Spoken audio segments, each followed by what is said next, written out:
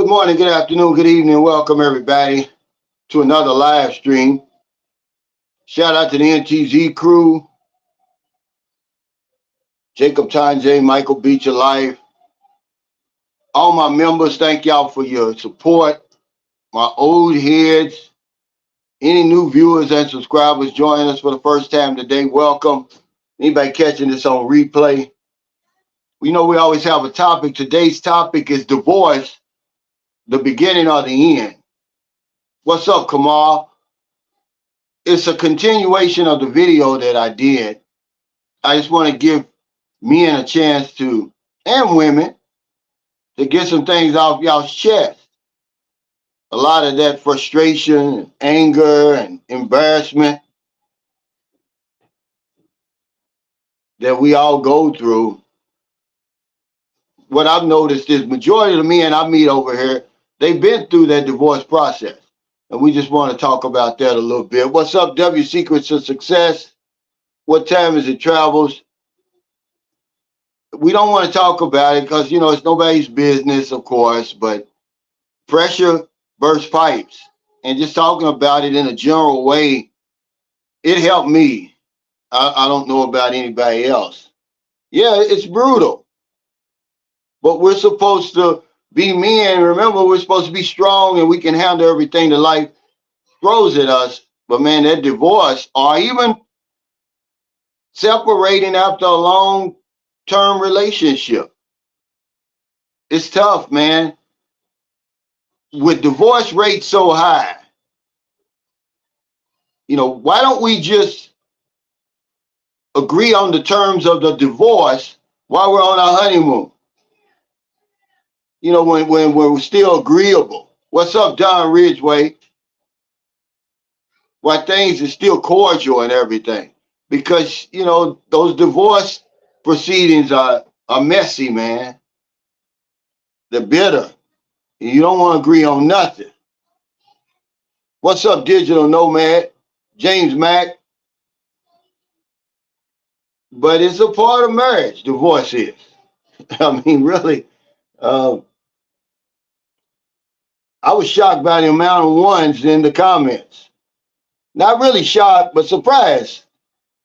And I don't know why I should have been surprised. I asked a divorce expert to join us today. He hasn't joined the live stream yet, but we're going to go on. One monkey don't stop no show. I did see where another vlogger who was normally in Mexico, he's here in the Philippines, Loving Freedom is his name. Sometimes he's on here, sometimes he's not. What's up, Jeffrey Tatter? The peso is 57.24. It's slipping, man, but, I'm not going to complain. What's up, One Man's Journey? There's the guy who gave me the idea for that video because you're the first one who's ever come on my channel and, said that so boldly. Most people try to keep that inside. We don't even want people to know we're divorced. But hell, you get over here, you're 62 years old. You're more likely you've been through a divorce. If not, you're the exception. James Mack says you're dealing with a financial and emotional hit at the same time. No one embraces failure. Yeah, see, you're right out of my notes here. I said that, we're supposed to be able to handle all the pain and misery associated with losing everything and starting over. Divorce is expensive in a lot of ways, alimony, child support, property, etc. Then you have to start over on top of all that, essentially taking care of two households. Yeah, you get hit with that double-edged sword. So why do we do it? Are we in denial? Are we people pleasing? Why do we get married? Blizzard Abroad made this point yesterday. He said, we know what's coming down the pipe, but we do it anyway.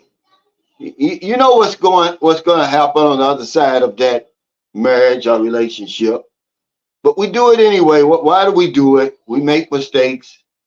I mean, we make excuses like, oh, I'm a man and I'm always gonna want a woman and all that. I mean, because divorce rates are so high that, yeah, man, while you're on your honeymoon period, go ahead and iron out the terms of your divorce because it's coming, man. What's up, Philippine Paradise? Brian Nick, I see y'all. Boo hoo. He said, I'm trying to divorce myself from the USA. Yeah. There's going to be some withdrawal symptoms from that divorce, too. What's up, Cedric? I hope you doing good, brother. I know you had some health issues, man. Yeah, Red John Rock. See, this is what I want, man. This is the type of the discussion I want.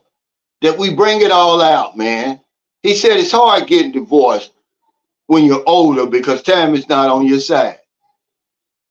But a lot of people, the solution, Red John Rock, is to come over here and start over and, you know, get another divorce, basically. But you hit that on the nose, brother. It's the kind of stuff I want to talk about because we just hold it in or we just never talk about. We pretend it never happened. But is it the beginning or the end? I want a lot of you guys to know, how did you start over? Where do you start over? It's surely the end of a terrible process. He says, I sure don't want another one. Hopefully this is my last marriage over 22 years so far. See, y'all are in my notes, man. That's why I tell you, we're not unique, man. We go through this stuff together because I said divorce is inevitable. So enjoy the good times and prepare for the worst. But we don't prepare for the worst. The guy, because people say, oh, yeah, I've been married for 22 years. Like, you're at the finish line. You're not at the finish line till you die. The guy was on the plane with me. That was 24 years down the drain. I believe Red John Rock said 27 or 28 years. You never see it coming. So we're not prepared for it. But if you go into it knowing that it's inevitable, because there's people watching now, they're comfortable in their marriage, 5 years, 10, 20. And they think, oh, I got this made. It's not going to happen to me. And then all of a sudden, the bottom drops out because the divorce rates are so high, man. You have to prepare for a divorce while you're married. But just go ahead and enjoy the good times while you can. Get the head while she agrees to that. Get the butt while she's happy and wants to give it to you. And all that other good stuff, because, man, when it's bad, it's bad. I don't know why I didn't even just iron out the terms of my divorce while I was on my honeymoon period. It would have made a lot more sense, right? What's up, Tiny Evil? No, he said renounce your citizenship. No, he ain't that stupid. He's he's one of the smart ones. I don't believe he's ever been married before. And that's a great point you're making there. Because a lot of people think, oh, I have to renounce my U.S. citizenship to live in the Philippines. No, you don't. Even to get an SRV, you don't have to do all that. Biz Abroad says, even when you make the agreement, they break in prenups left and right now. And I know prenups, the nitty gritty is they don't really mean a lot if the woman has a good lawyer. She can break through that. He said that would do it. Yeah, 22 years is a long time, man, and I applaud him, but you're not at the finish line. And I think this is part of it. The guy, Kevin Strong, put it in the comments under the video. He said, you got to make adjustments along the way, and we don't do it. We take it for granted, man. 22 years, that's a long time. I was with my wife for 18, really 16. The last 2 years while we're going through the divorce, we weren't together. And nowhere during that first 16 years could you have convinced me we were going to get a divorce. He said that the flight had a 50% chance of crashing, would you board the flight? Hell no. And That's a great analogy. I said cross the street. This one's even better. This one's even more real life right here. This is more spicy right here. This is really the question right here. You're not going to get on it, but we're in the now. There's a guy who follows my channel. He's getting ready to get married. I believe he said in September. And I wish him all the best. But I hope he's already preparing for his divorce. It's going to happen, man. It's inevitable. I'm sorry, guys. I'm not trying to rain on anybody's parade. A lot of people make it through, the fortunate ones. But if I put my money on it, I'd say you're going to go through a divorce. It's just part of marriage, you know. And the odds are even getting higher. He said marriage has no benefits for men. Just don't do it. Yeah, but that's part of being Mr. Nice Guy. We're people pleasing. We want to make her happy. Not realizing that it's going to go bad and it's going to cost you in the end. You're going to be the one holding the bag. Literally holding the bag and giving it to her. But women are going to try to pressure you to do it. Well, you know, if you're not going to get married, then you're not going to get any pussy. We're not going to live together. What's your plans for me? They're going to say that until you either leave or get married. He said when you divorce at old age, people make you feel like a criminal for moving on and a failure for trying to fix it. Sad to say, but it's the reality for a lot of us. Yeah, it is. This is what I was talking about in my video. I didn't want to tell people that because you're a failure. And your naysayers are going to come out of the woodwork. You shouldn't have married her. She shouldn't have married you. And it's always going to be the man's fault. I've never seen anyone blame the woman. It's always the man. He cheated. Whatever it is, it's always going to be your fault. He didn't want to work through it or whatever. Kamal says, Cal, do you believe more marriages today will end in divorce globally? Yeah, I do. But a lot of people over here, there's no divorce. There's no legal divorce. There's annulment. But see, these numbers, Kamal, are inflated because, like over here, people are separated, but they're not divorced legally.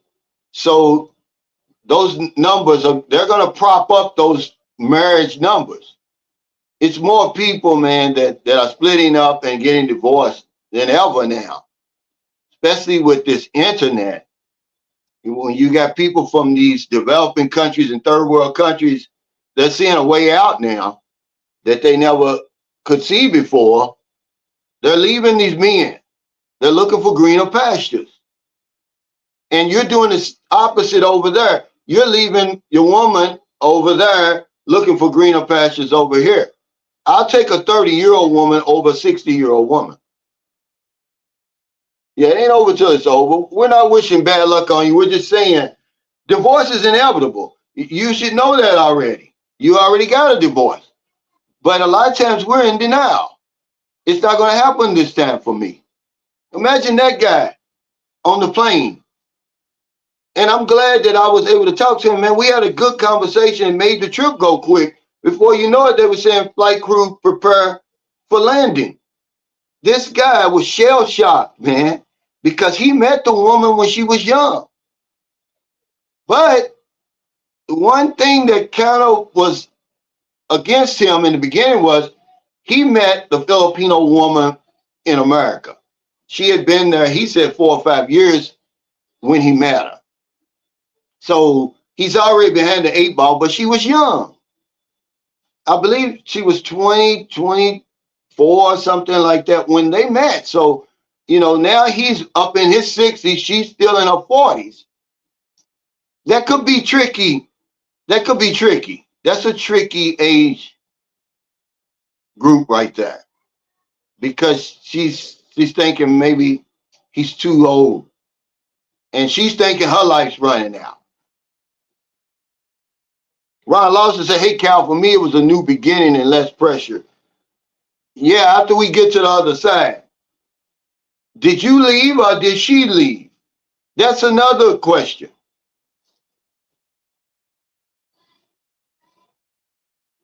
He said, no, I love LaChina. I'm not going that far. Just retiring, living outside the States. The dollar's too good to renounce my citizenship. Plus, I'm a vet. I like my benefits too. Sonny says, put your property into a, what's this? NV Corporation before you meet her. I sell everything and buy 1 ounce of bullion gold coins with the money. Scatterbury them where only you know. Yeah, see, this is good information, great information, but we're not going to do it because, Sonny, we're going into it in denial. We're going to beat the odds. There's no telling what the odds really are, how high they really are. We're not really getting the whole story because people are separated. Like me right now, I'm not technically married. I mean, I'm not technically divorced, so I'm still on the marriage side. I'm propping up those numbers over there. But our marriage is all but over. It's been over. Yeah, we steadily getting married in spite of the odds. It's people pleasing. The woman is putting the pressure down. I'm leaving, then I'll go to somebody else. I'm taking my pussy on the road. And men don't want to deal with that. So it's okay. And then remember, the marriage as we know it today comes out of religion. And a lot of people are religious and they say, oh, it's not right to have a live-in and everything like that. But, you know, religion is thrown out the window when you're going through a divorce. I've seen the most religious people go crazy, man, during those proceedings. They throw Jesus under the bus. They're not worried about that. You get so angry and you can't think straight. That's why we need to have these conversations. Like Sonny said, he's giving us information. Do this. If you're going to be stupid enough to get married, do this then. Put everything in your mama's name or whatever it is. But we're not listening. Yeah, he said, what about the miserable marriages? Yes, many of them. I talked about that on the video. Some people are afraid. They're afraid to suffer from the withdrawals of divorce because they're coming. Imagine when we divorce each other, we divorce everybody. The children, the in-laws, everybody. People that you're used to seeing every single day, you don't even see no more, very little. That has to have an effect on you, especially if you've been around for years and years. You divorce everybody. Joseph Rutherford says, I have friends and relatives that have been married 3 and 4 times. Yeah. I mean, I'm married again after all that I went through, man. I just wasn't thinking straight, really, I guess. I don't know what it was. But again, we had a child. I'm really being Mr. Nice Guy. I'm really people pleasing. I wasn't ready to live over here yet. I wasn't able to. I didn't have a residual income. So if we were going to stay together and I was going to see my son every day, I was going to have to do the K-1 visa and eventually get married. But it didn't work out, man, and I had no idea that it wasn't going to work out. I thought I'd learned my lessons from my first marriage, but I didn't. He said, too many men allow women to sign at the last minute and they claim duress and it's thrown out. He said at Sonny Crockett, if I have to do all that to hide from my wife, then I would just stay single, bro. Yeah. It's a lot. It's a lot, but I just want to have the conversation to get people to thinking because somebody's already made that promise. Somebody then got down on their knees and pulled out that damn ring. But remember, the true fact is you're proposing to the pussy. That's why you get down on your knees. Because without that, a lot of you wouldn't even get married. If you're not going to marry a woman with a sold up pussy, right?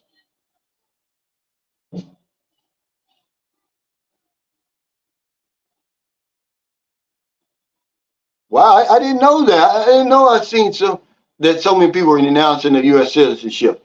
I mean, they're rich people though, and a lot of them they came over and they were nationalized Americans, naturalized Americans.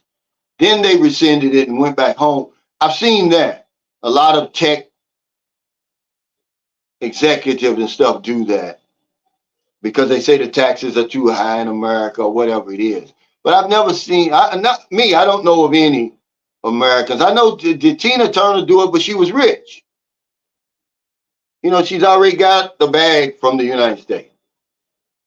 He said, yet women file 80% of divorces. Yeah, and it catches us off guard. We don't prepare for it, Kamal, when we should. We know going in that women file 80% of the divorce, but we get married anyway. And we fall into the trap. We fall asleep. We take it for granted. We start sleepwalking. And one day you come home and the lock's been changed, or there's no furniture in the house, or something. Or you find out that Tom, Dick, and Harry is driving your car. We're the last to know. Merlin said yesterday, because they're going to the college. She's taking our daughter. She starts college in the morning. So they went yesterday to move into the apartment and get situated. But she said, we divorced you long before the legal proceedings. And Marilyn's never been married, but you know, she was just talking about that. Yeah, we leave long before we actually leave. Because she saw my video, possible reasons why your Filipino girlfriend doesn't want to have sex with you. And she was, you know, because remember, they misinterpret everything we say. I was just saying possible reasons, these, not all the reasons. And she was saying, no, we leave. It's much more than that and all of that. She says sex decreases when you get married. My ex used to put sex on the schedule. I called bullshit on that. That's right. That's exactly right. But that should be in the prenup. That should be in the prenup. That should be in the vows. We have vows, marriage vows, and we should have divorce vows. That should be in the vows. And you know, getting tired. I get tired of paying for every damn thing. What's up, Kaz? And I want to take a minute to thank everybody who sick caused something, man. His son died, and it's sad. I can't even. I don't even want to speak on it because you know I can't. I haven't experienced that before. I don't know what you're going through. I just hope y'all can make it through, man. He said marriage is in decline all over the world. Men are waking up to the fact it's only a matter of time before they get divorced. It is, man. It's inevitable. But I don't want to sound like I'm discouraging people from getting married. I'm not. It's your life. It's your business if you want to get married. But when, you know, there's facts and then there's feelings. Feelings aren't facts.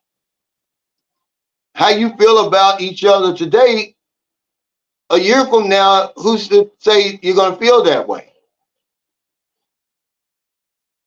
He said all the young girls in the Philippines only pretend to love foreigner for their money. Well, I don't know. I don't know all the young girls. See, that's what I'm saying. I'm not going to paint them all with the brush because we talked about this on my live stream. All Filipinos aren't the same. All women over here don't deal with foreigners.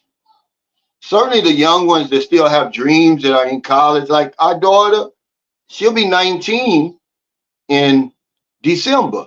She's not even looking at a foreigner. She wouldn't dare deal with a foreigner, but there's some 19-year-old women who no longer have a dream for whatever reason. They dropped out of school or decided not to go to college. So it's hard for them to make it over here. And they see that a foreigner could be their way out. So they'll deal with an older man.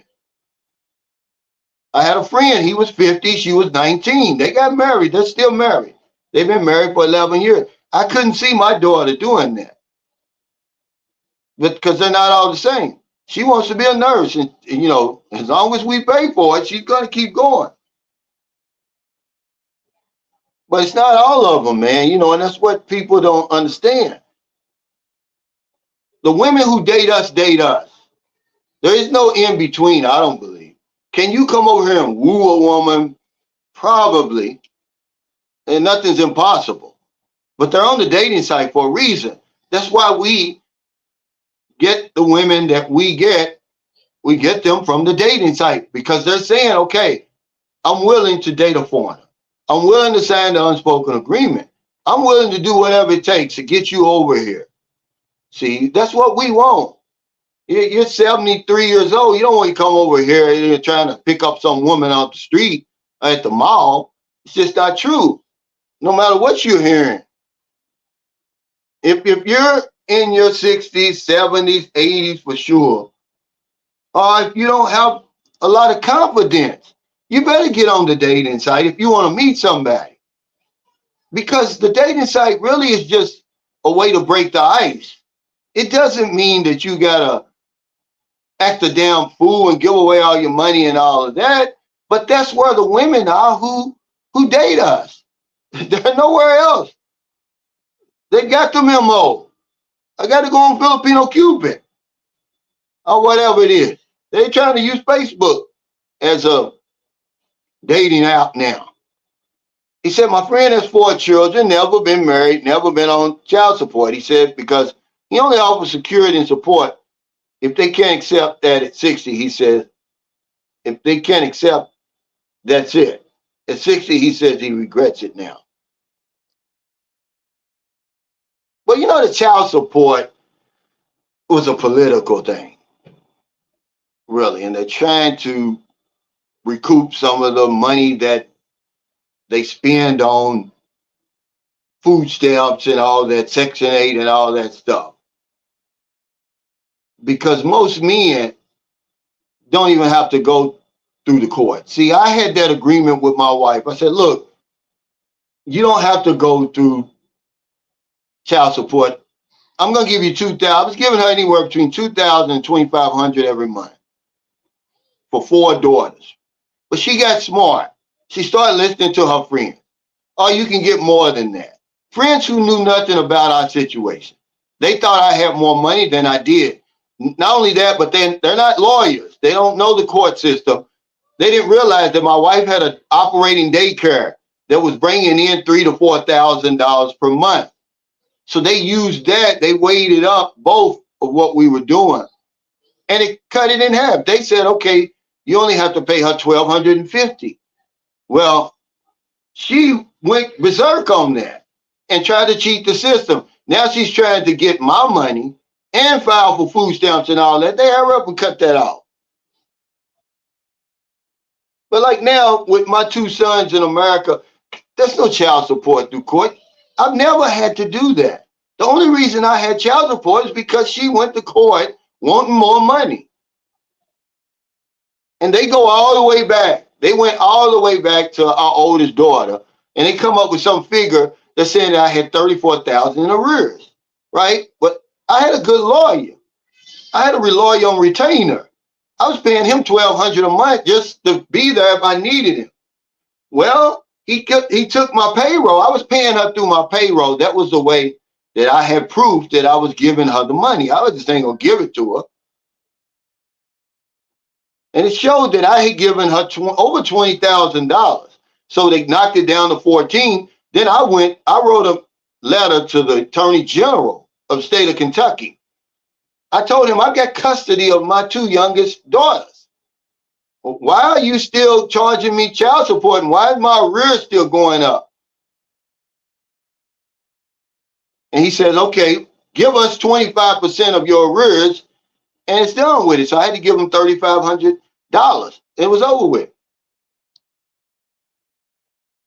Elijah Wan is the true gold. He said, what's your opinion on prenup? Would that release some of the anxiety? Well, Blizzard Rod said they're breaking prenups left and right. A good lawyer is going to, eat that up anyway. But okay, what's the prenup? you're still gonna be paying. I mean, what are you gonna agree to? That she gets nothing when you leave? She's not gonna agree to that. And the only reason they agree to the prenup is because remember, you're on your honeymoon. She'll agree to any damn thing. This is what I'm saying. You might as well just go ahead and agree to the terms of your divorce while you're on your honeymoon when she's so agreeable. Here's our guest.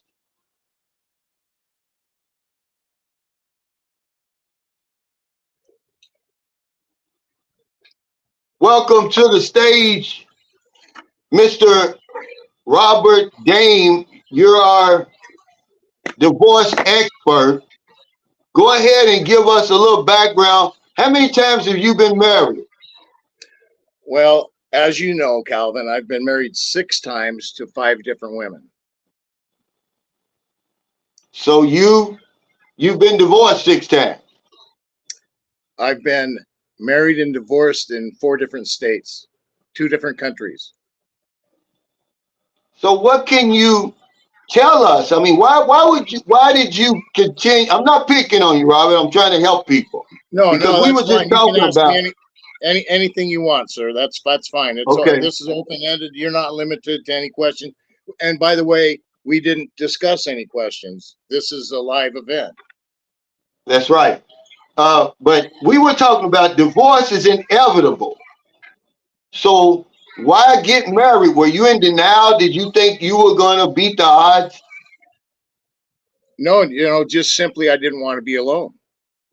To be quite honest, I just didn't want to be alone. Some of it was out of convenience. But really, I mean, nobody goes into a marriage thinking you're going to lose. I mean, and sometimes you make your own vows even. So what happens though? Ah, gosh, life. Okay, it comes at you hard. By the can I stop for just a moment, Calvin? Because you're my good friend. How's your brother doing? Your older brother? How's he? He's doing good. Thanks for asking. He's out of the hospital, but he Okay. still, is playing with fire to a certain extent. And you're going to get burned. Fire's always going to burn you. Doesn't care how old you are, Robert. Fire's always going to burn you. Well, okay, but to answer your question, a winner is just a loser who hasn't tried one more time, right? That's the way I looked at it. So after 3 marriages, what was going through your mind? I mean, what did you learn then? Did you learn anything? I was not well. Most of those marriages, I wasn't feeling well.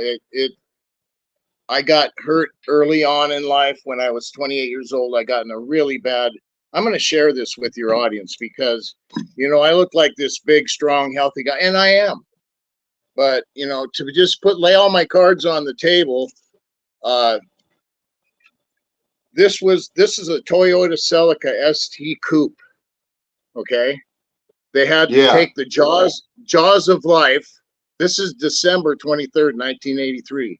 They had to take the jaws of life and pry me out of that vehicle. It was a ST Coupe. It moved the seat over on the transmission hub, threw me across 2 lanes of traffic into a light pole. We're getting back to your question, but to answer your question, you need to know the situation I was in. This is my body, my fractures in my pelvis, broken ribs. I had to learn to walk again. Okay. Now, one of the ladies was nice enough to help me. I paid my child support. I took care of my bills, but I couldn't cover everything. So I had help. I had women that were willing to help me, and I married them, and some of them I had children with. Oh, okay. So when you said you were lonely, now do you think that's people pleasing? Did they pressure you to get married? Whose idea was it? No, I chased them. Okay. I mean, but we're talking about so many different marriages. If you go one by one, the first one was a high school sweetheart, and she was just a wonderful woman. She passed away not too long ago. And okay, just fooling around when you're in high school, ended up, we had a child, and really trying to do the right thing. You get married, and you this was back in the mid 70s, where people, they really didn't even think about abortions, and you had to be a man and stand up and take your responsibilities. But that doesn't mean you wanted to be married. I mean, and so there was, you know, I was already dating a different girl when I found out that this girl was pregnant. But I took my responsibility, and we were married for 7 years. So that was just not a good situation, because it wasn't actually, there was an annulment with that marriage, because it wasn't like a decision that was made. It was sort of made under duress, if you want to look at it that way. Yeah. Number two was Well, just let me ask you something first. Let me ask you something first. What was the longest you were married?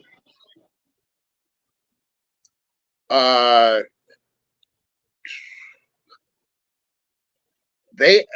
would say there was like not longer or short, really just like an okay, but really the one girl No, I mean years.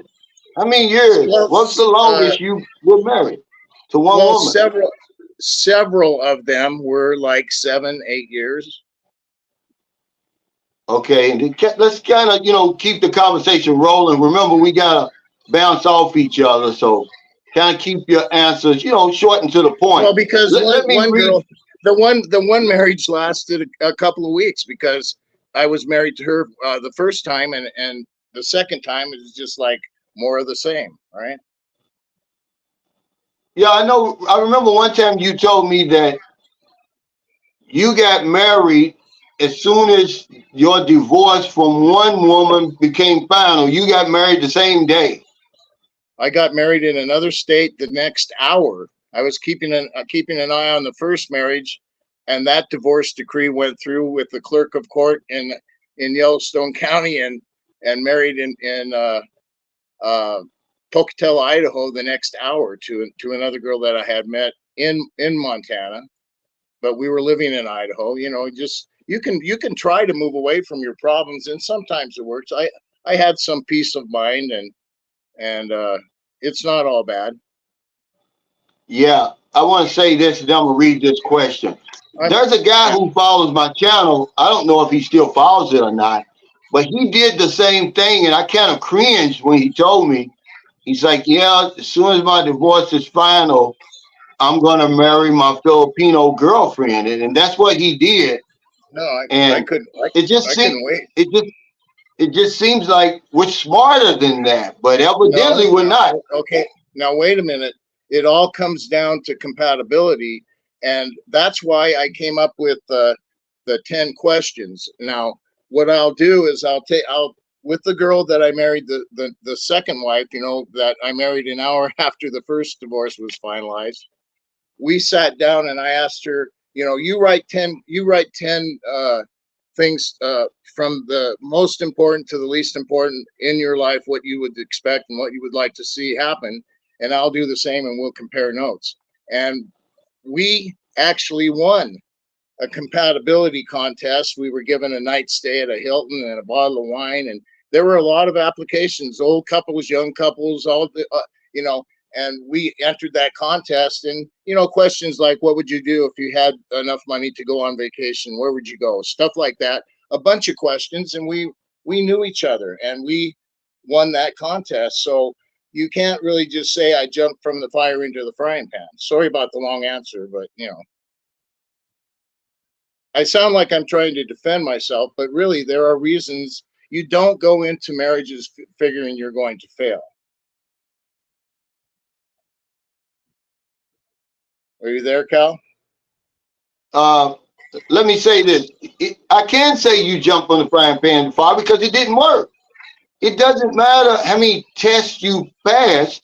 The fact is, you eventually got a divorce. This is what we're talking about. We're saying enjoy the good time. Let's back Hold up. on, Robert. Let me finish. The effort is required, but the result is not always guaranteed. I told you I got hurt, and that girl had a 17-inch rod in the back from scoliosis, and she said, you know what, there's only room for one injured person in this house.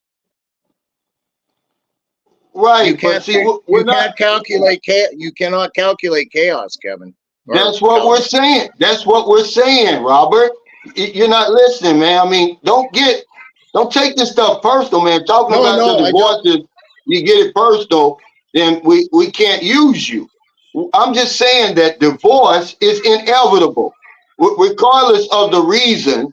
Okay, it's inevitable. So, wait, let me finish, man. Let me finish my talk. So enjoy the good times, because the divorce is coming. But let me read this. He said, hey, Cal, she left me, but I got the divorce. Calvin, if you sleep with a separated woman there, can you get in trouble? Well, only if her husband is still in love with her and he's stalking her and he finds y'all together. Otherwise, she can get in trouble. I mean, you don't know that she's married. That could be your defense. Okay, no, I don't want to make it sound defensive, but at some point when you take a lot of heat for so many marriages, you do have to stand up from yourself. Otherwise, people think you're hiding from something. Well, that's what we're talking about. That's what we're talking about, the man side. And before you joined us, that's what I said. I said, it's always our fault. We're always going to take the blame. We're going to get beat up from it. Nobody ever asked us, are we okay? How are we dealing with the pain and the misery and the suffering that you go through during that process? No one asked us. No one cares. Well, there's different stages of recovery. Yeah, that too. But all we're saying to you is, really, let's ask this: do women move on faster? We're not talking about women. We're talking about us, Robert. Let's keep the focus on us. I brought you on here because we're talking about divorce. You've been divorced 6 times. Don't sugarcoat it. Okay. Well, okay. Do you think that there should be some shame or embarrassment in that? No. We're just asking you for your counsel because you've been divorced 6 times, man. Yes. We're not saying we're not passing judgment on you. And that's why I told you, do the 10 things, make the list, sit down and talk to the girl. It doesn't matter. It's not going to matter. You're going to get divorced anyway because you did the 10 things. He says, if you get married, set your marriage in a country that's fair and has your money and assets and offshore. Get lawyers. Well, see, I'm not even going to read the rest of this. This is like Blizzard Abroad said. If I got to go through all this, man, I might as well say single. I'm not going to go through all of that just to marry somebody. Okay? The thing is, just don't get married if you're going through all that. Okay, and this is a truth teller session where you and I are a couple of truth tellers, so we're really trying to help other people to avoid some of those situations. I think that had I not been hurt, we never had an argument in 7 years before I got in that near fatal car accident. Okay. But I'm just saying, okay, now was that your first marriage? That was the second marriage. Okay, so now, you went through your first marriage, you get a divorce. So you meet this other girl. What makes you think it's going to turn out any different? The difference is you're not alone. I mean, let's talk about the third marriage, okay? That was really out of convenience more than anything else. I was hurt pretty bad, and she was willing to accept me the way I was. Okay. I went through a long I think you're missing the point that we're trying to make. Okay. By the 5th marriage, Robert, you should say, man, this marriage shit's not working for me. Okay. But now all of a sudden you get married again. We want to know your mindset. Like, why would you do that? What were you hoping that was going to happen the 5th time that didn't happen the first 4 times? Well, the fifth time I was very, very much independent, running my own business. A girl stopped by where I was working, and I wasn't really looking for her. She was looking for me, and it seemed like a good option. I wasn't chasing anyone at the time. No, you're missing the point. What made you think that marriage was going to work? If all the other ones didn't work, what made you think this was going to work? I mean, it seems like Well, to me like, okay, that's okay. Well, let's just let that question marinate and move on to the next, and I'll try to come up with an answer for you. hey, Kyle, You thanks for that super chat. He said one marriage was enough for me. Yeah, we're just talking about, okay, divorce and how it affects men. Okay. well, Um, I think maybe we should be focusing on how does it affect the children. well, I just said that, but you got to get married first, Robert. Don't complicate the conversation, man. Mhm. Let's keep the focus on us, because I already said we Well, divorce everybody. We don't okay, just but my divorce the woman. We divorce everybody. Okay. So that means it's but more I people was I involved wasn't than you and I'm the sorry. woman. I wasn't always thinking of myself. And Sometimes so that's why when you they're got. But he said, well, will you consider getting married again? Will you consider getting married again, Robert? that's a good question. It gives me pause. Uh, yeah, you could. Chances are, at my age, you've already missed out on finding your soulmate. But I'm not going to say no. Okay. Tony Rain says there definitely should not be any shame or embarrassment about that. We actually see you as an expert, and this is why we want your expert opinion and evaluation. Thank you. That's why I brought him on here, but he's taking it totally different. He's No, I'm coming from a trying. whole different perspective. We're trying to ask you, Robert, what was your mindset? What makes you think that after 5 marriages, the sixth marriage was going to work?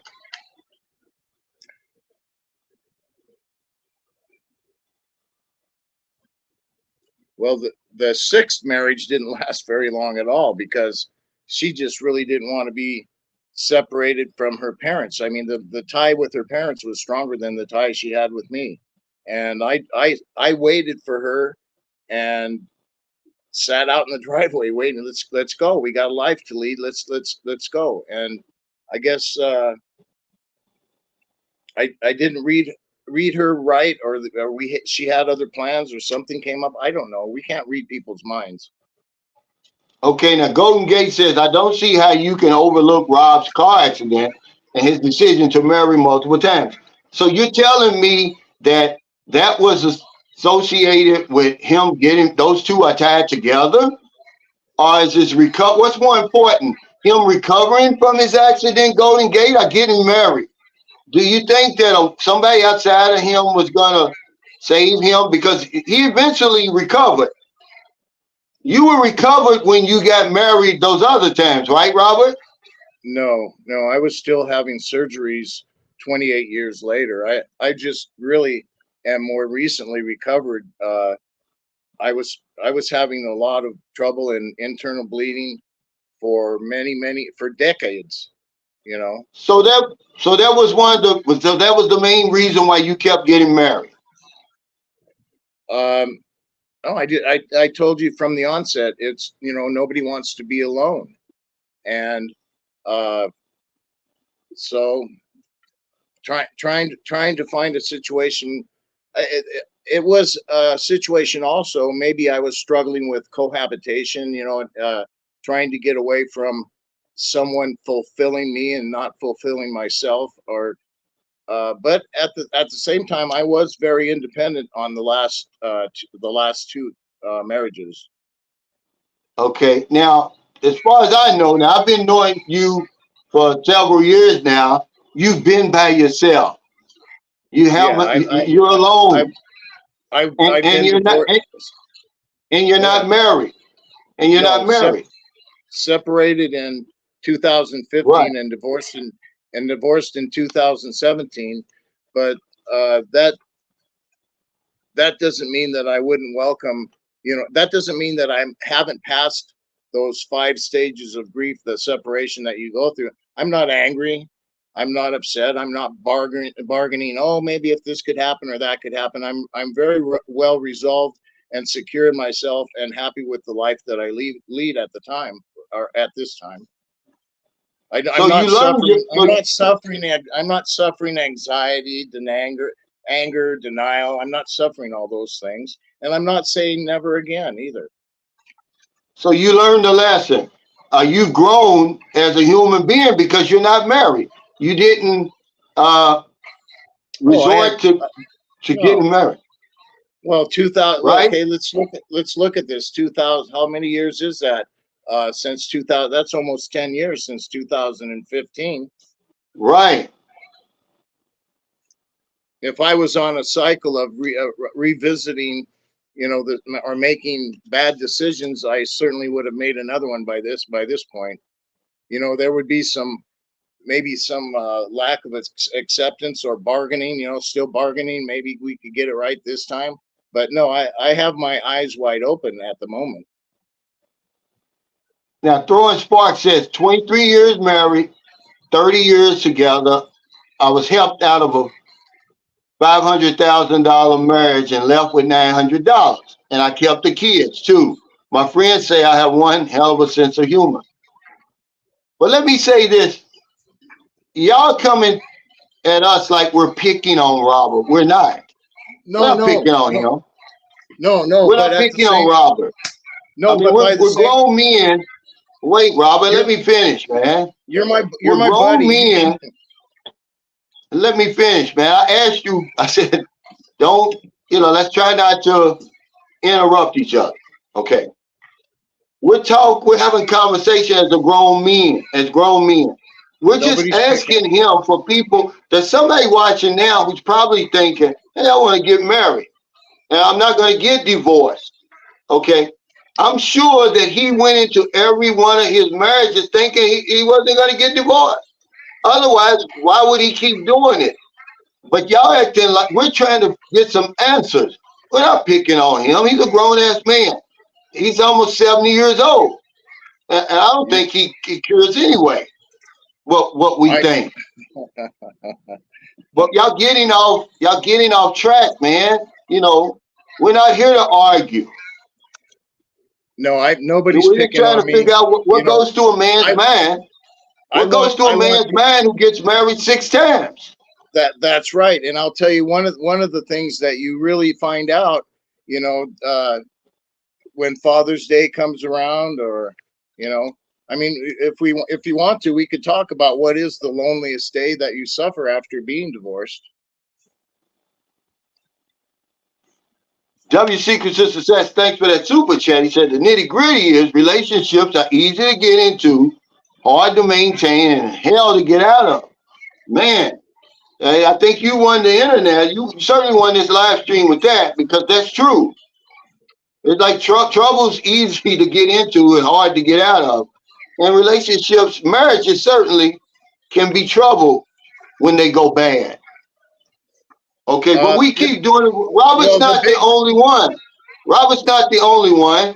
I believe if you get married more than one time, you got to question yourself. And you got to say, what made you think it was going to be different this time? When you're the well, same person, really, and it you're really 50% of the problem.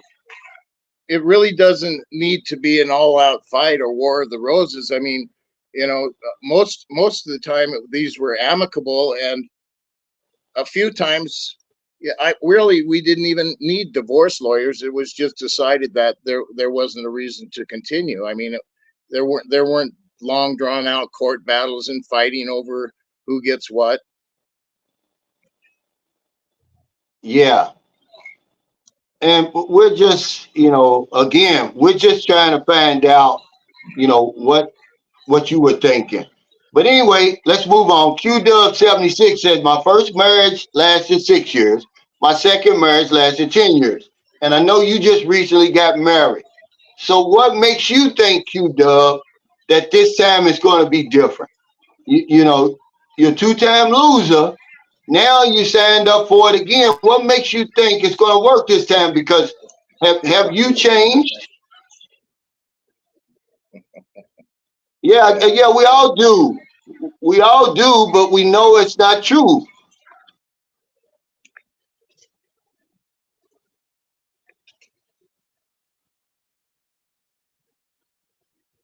Nicer Well, says, Robert, after the second divorce, does it hurt more or less or about the same? failure is just failure. I mean, it's probably going to be about the same each time. It depends on what what precipitated that. If there's a phone call in the middle of the night and it's a strange voice that hangs up, yeah, that can hurt. He said, well, he said he don't want to be alone. Well, he's alone now. He's been alone what times he travels for the last 10 years, and he hasn't gotten married. So we want to know why. What changed? Well, that's all we're saying. Well, because I'll tell you one thing that I learned: the loneliest day that you can suffer after a marriage isn't Father's Day; it's Mother's Day. And what happens on Mother's Day is you're alone, and you're thinking about, okay, the kids are over there visiting mom, and they're having a good time, and you're left out in the cold. Okay, that hurts. Now, staying away from marriage is like, I don't want to do that again. Yeah, right. See, that's what we're trying to get at. But you did that 6 times. You knew that was coming. Okay. Well, but sometimes you make a mistake by not clearing the deck. Okay, what I mean by that is, you got old clothes, old sewing kits, makeup. Get rid of that stuff. You don't need, and the old photographs, you better find out. And the mail that keeps coming when you're not coming anymore. He says, after 3 marriages, I realized my picker's broken. Yeah, see, this is what I'm saying, man. This is all I'm talking about. Is just trying to be as honest as you possibly can. We don't, we're not psychologists. We're just having a conversation. We really don't know the answers. We're just talking about it. Yeah, it's like we're psychologists and psychiatrists and stuff. We're just saying, like this guy said, GTJ Dub. He said, after 3 marriages, I realized my picker's broken. And then I asked you, Dub, I said, okay, you've been married twice. Now you got married again. What makes you think it's going to work this time? I mean, what drives people to continue to get married over and over and over, knowing it's going to fail? Well, I believed at one time, I believed in marriage, and I thought that I was trying to prove something for the children, to be a good example, just not living with someone, but being married to them. Because if you have children, children live what they learn. Thomas Marshall said, you learn from your mistakes. Well, what did you learn after being married for 6 times and getting divorced for 6 times? Did you learn anything, Robert? Well, you learn to write down the reasons. Okay, write down what happened. Write down the reasons, and don't try to shy away from the truth. Lay the facts on the table, and try and figure out, where did I go wrong. The shame and embarrassment comes from, the neighbors and the friends and the family, and oh, look at this guy, and they should be saying, hey, he's trying again. Yeah. And Jeffrey Chatter says, I'm a 2-time loser as well. Third time married for 12 years. I think If this one doesn't work, I won't do it again. Hey, what's up, Roger? He said, following divorce, we need to understand that nothing changes unless we change. Yeah, this is what I'm saying. I'm saying we go into a divorce thinking that it's going to be different when we're basically the same person. I mean, if you haven't changed, then you're 50% of the problem. So it's inevitable that it's going to fail. So let's prepare for it. Did you lose? What did you lose, Robert? Did you lose everything? Oh, huh. Houses, cars, cash. You know, a lot of times you just leave with the shirt on your back. You don't even pack the fishing pole. Just throw everything in the garage and turn and burn. You know, I mean, really, the one that's a good question. This is essential.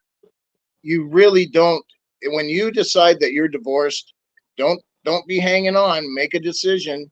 I mean, don't be burning up the phone lines, and just move on. Okay. He said, Robert, if you don't mind me asking, how do you tell a woman you have been divorced more than twice? So do you think that, do you tell women up front, Robert, I've been divorced 6 times? Oh, absolutely. I don't keep secrets like that. So do you think that hurts your chances of meeting someone? Um, I guess it would depend on the person. Some people. Okay, let's just talk about the photographs you got hanging around. I mean, if you got photographs hanging around and you're trying to develop something new, a new relationship, and you got all that stuff still hanging around, that says more about you than what you're thinking. I mean, she knows what you're thinking. You're still thinking about her. You got to get rid of all that stuff. Yeah. Okay, Q Dub says, I've changed. I've also changed the kind of women I look for. I'm a very social person and I don't want to die alone. Also, life is better when you have someone to share it with. Okay, but do you have to get married though to share your life with somebody?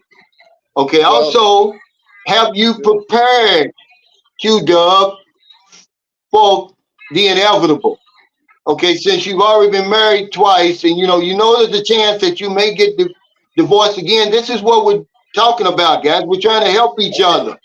Now, Have you okay. prepared for the worst? And if you haven't, then I got to ask you, why not? Why not haven't you prepared? Because it's coming. Okay, you Okay. can't. It's hard to live with somebody else. You can't read her mind. You don't know what she's thinking. You never will be able to do that. I'm not picking on anybody, but this is No. serious stuff, guys. We losing all over the world. Uh-huh. We losing all over the world because we don't want to talk to each other. You don't want to hear the hard truth. The hard truth is more than likely it says divorce rates are so high that you might as well agree on the terms of your divorce while you're on the honeymoon. That's real talk right there. When No, you're I know. I agreeable know. to it. I know a guy that's taking marriage licenses, and in the next line over, he says, "Sign up over here. You'll be back." Yeah, and divorce rates go up with each marriage. But we don't listen to that. We're different. I'm the exception to the rule. Your third marriage, now you're looking at 75% failure rate. Okay? Okay, That's just but how it is.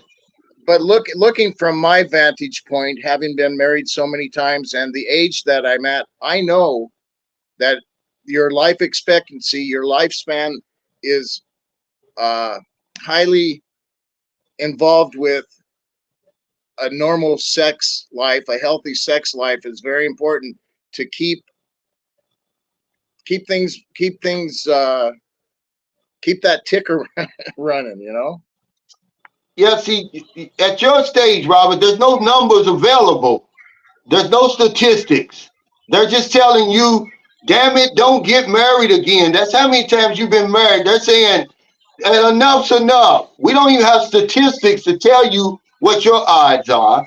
You're just doing it uh, just for the sake of being married. No, I would, if I got married again, I would be looking directly at the health benefits of being married, and those statistics are out there for sure, that you will live a better, stronger, healthier life if you are married. So I'm not going to discount that. Well, you don't have to discount. I'm saying after 6 marriages, they don't even have any statistics available. It's just you're doing it just for the sake of getting married. I think it was Mickey Rooney was married like 9 times. I'm not picking on him either, because the last marriage that he had after 10 times was so successful and so long lived and so beautiful. His last marriage, I think, lasted well over 25 years and right to the end. So that doesn't mean that you can't find success at some point along the line. Well, we're not talking about that, but I'm pretty sure he could have did all that without being married. If he was married for 8 times and he knew they didn't work, now he's getting married for some crazy reason, just to say he was married. Now you don't have to be married. What makes you think you got to be married to have a good relationship? There was people long before the institution of marriage, hundreds of thousands of years, they never got married. Marriage is a relatively new sacrament. For me, I don't think that it's a requirement. I'm not trying to prove anything for the children anymore. Okay, now he says X Kodak Cam X.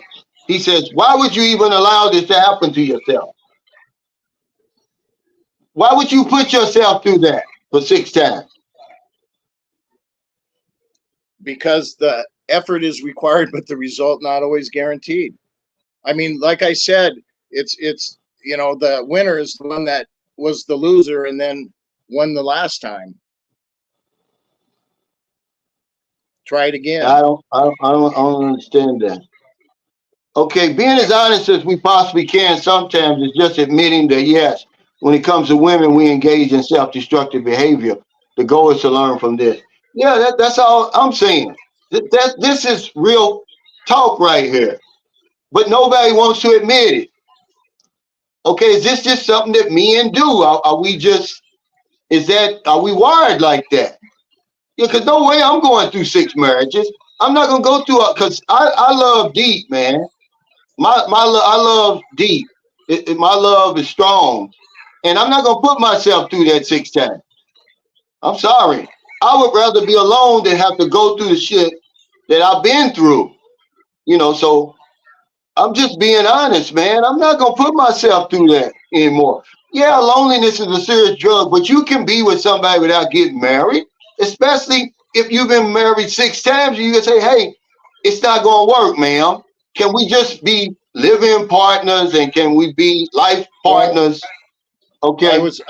I was leaning toward trying to explain that a lot of the times it was to set a good example for the children, and you living together. I mean, they learn the example is what I was looking at. Now I'm not trying to prove anything for the children.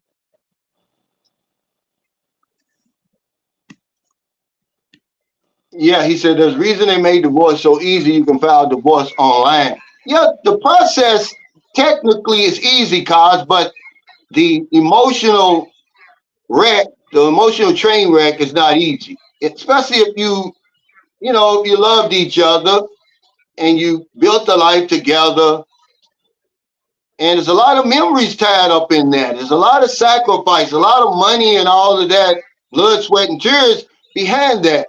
It's not so easy just to go online and file for divorce and go on with your life.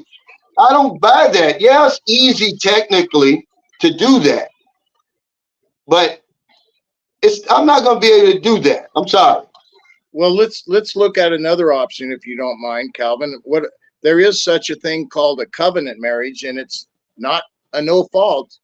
Your feet are held to the fire in a covenant marriage. People can discover that for themselves. Look it up. But if you enter into a covenant marriage, you're destined to need to work it out, because you've agreed ahead of time that you will work it out. Yeah, all that sounds fine and dandy, but why even get married? What makes you think you that we have to get married. Why do men think that? I know to some people it's a religious thing, but for the rest of us, we're saying, why even bother when we know what the results are going to be? And I'm saying Okay. that for me, to begin with, it was a religious thing, but then I learned that this sacrament of marriage is a new invention. This doesn't need to be the be all. I mean, I would probably, getting married, for me, getting married really is something that I would do if there are children involved. If I didn't have children involved, I wouldn't get married again. That's the bottom line. I love LaChon makes a great point. He said, can a marriage habit be similar to a gambling habit? Yeah, I think it is. They call that codependency. That's what they That's call right. it. That's right. That's what that is. You saying, I Yeah. don't want to be by myself. I can't be by myself. I want somebody else, even if it's going to make me miserable. I want somebody beside me, No, I'm not going to because, put myself in that situation. people say they don't want to be alone, but in between your relationships and in between your marriages, you spend a lot of time by yourself. You spend a lot of time alone. You don't need nobody there. But women aren't the only victims, though. See, we're the victims, but we pretend that we don't suffer. So, I'm going to turn around and get married again and again and again and again, See, like it's I not don't affecting me. see. I don't need anybody. I don't need anybody to wash my clothes, cook my food, make my appointments, do my shopping. I am independent at this point and able to make good decisions. I'm not. I removed myself from this codependency. I was a victim of that for a long time. Thought I needed someone to complete me. I don't need anybody to complete me. As you very well know, Calvin, I've completed myself. Now, this is a woman, she says, look for a woman who believes in one marriage in a lifetime. Check the women around her too. Not all, but mostly it runs in the family. But you can't beat the odds, I say, Vente. Have you only been married one time? I'm just curious because I don't know. We're talking Let's about divorce. That's why I brought Robert on. We're not let's talking about marriage. Okay, hold on. We're not talking about marriage. We're talking about divorce. That's why I brought you on here, because you can't tell me anything about a good marriage, but you can tell me about divorce simply well. because you've been divorced 6 times.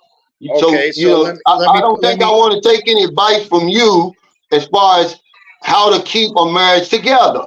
Okay, let's just be honest, because you're not the right one to ask. But since the topic is divorce and you've been divorced six okay. times, you're the perfect person to ask. And that's why I Okay, so brought you on. So let's that's clear right. that up. And so if we're here to help people, then let's talk about the power of attorney. You don't need to be there to face the judge. You don't need to be there to face her lawyer. You don't need to be there if you're ashamed, or you can have someone else handle it with simply making out a power of attorney. The first divorce I went through, I wasn't there at the divorce proceedings. I had someone sitting in for me and taking the questions because I couldn't be there. Okay. Now, Lawrence, thanks for that super chat. He says, I've been married 3 times. I know my weakness is a beautiful woman. Well, at least you're being honest. See, people are getting in their feelings now because this is us. This is me, and this is why we can't help them. Sonny was right. No, He said, I'm Calvin, you trying. can talk to you. Wait, Robert, let me finish. Okay. Sonny said, this is why you can't help me and Calvin. He said, you can talk to you blue in the face. They think that they only learn by trial and error. It's bullshit. So they're going to get married and they're going to keep on getting married no matter what the divorce rates are, no matter what the odds are. Some of us just have to have a woman in our life laying next to us. Okay, we can't make it on our own or whatever it is. But I just That's feel by the comments that y'all getting in y'all's feelings. Y'all getting off track. No, You know, I'm glad you're staying on track, because this codependency is a driving factor. that's right. Thank you. See, that's what I'm telling. That's what we need from you, Robert. This is the only reason somebody would get married 6 times, or 4 times, or 3 times. There's something there. It's not going to work, guys. Okay, you can try all you want. The odds are against you. Okay, just like Jacob Tanjay said. Okay, if you married 3 times, you're on your 3rd marriage or 4th marriage. Now, 75 or 80% chance that the damn plane is going to crash. Would you get on the flight? You would not do it. But when it comes to marriage, we will, because we're people pleasing. We're pleasing the woman. Okay, that's why you're doing it.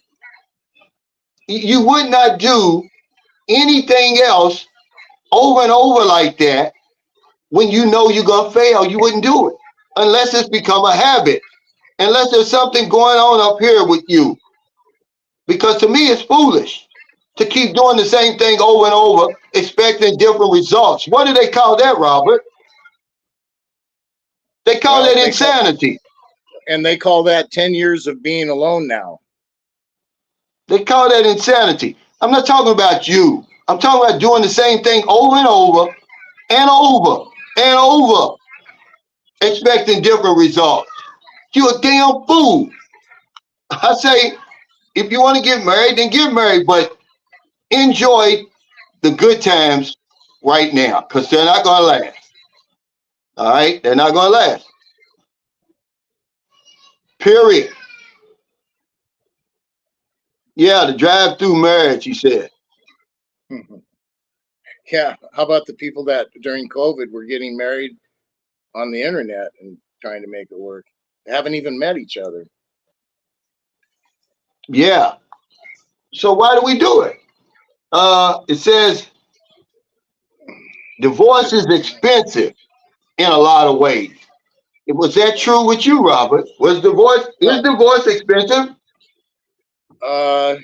Like I said, it can be if there are attorneys involved, but really, I wrote out my own divorce decrees, and here's another thing where I can help people, that because I'm here to help someone. I'm not here to take nobody's. You're not causing me any harm, Calvin, by any questions that you ask.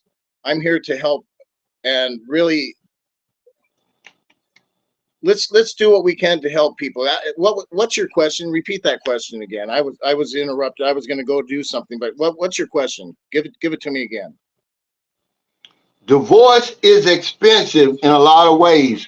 Was your divorce is expensive, Robert?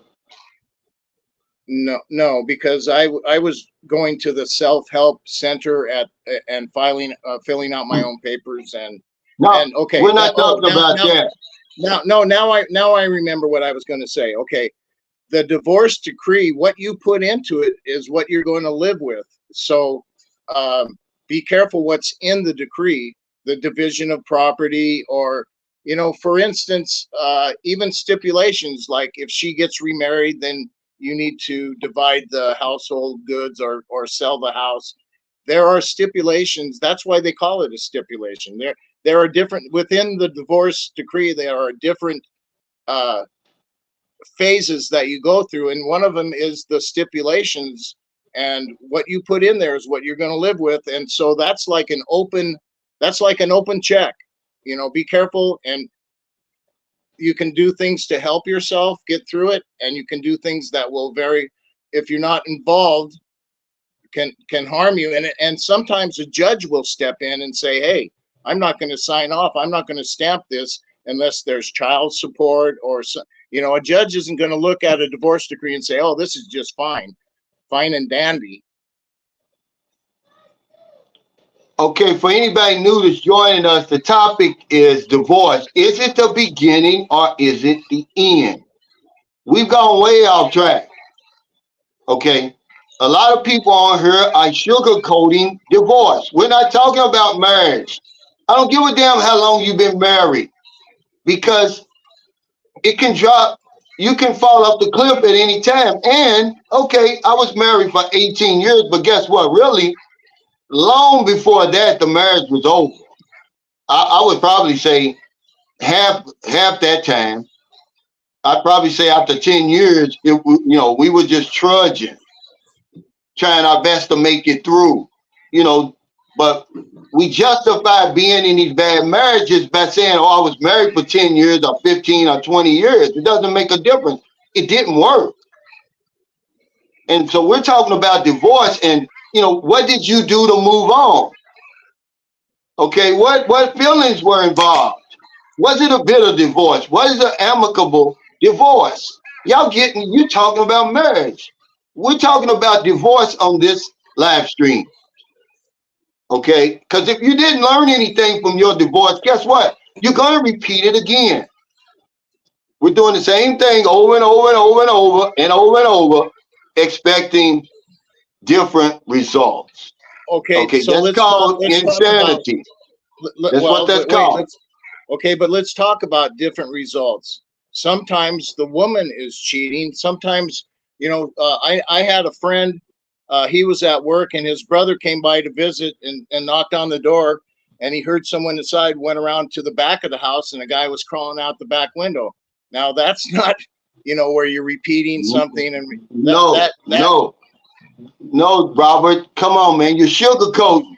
Either talk like you got some sense, or don't say anything at all. We're talking about getting married over and over and then divorced. We're not saying the reasons why.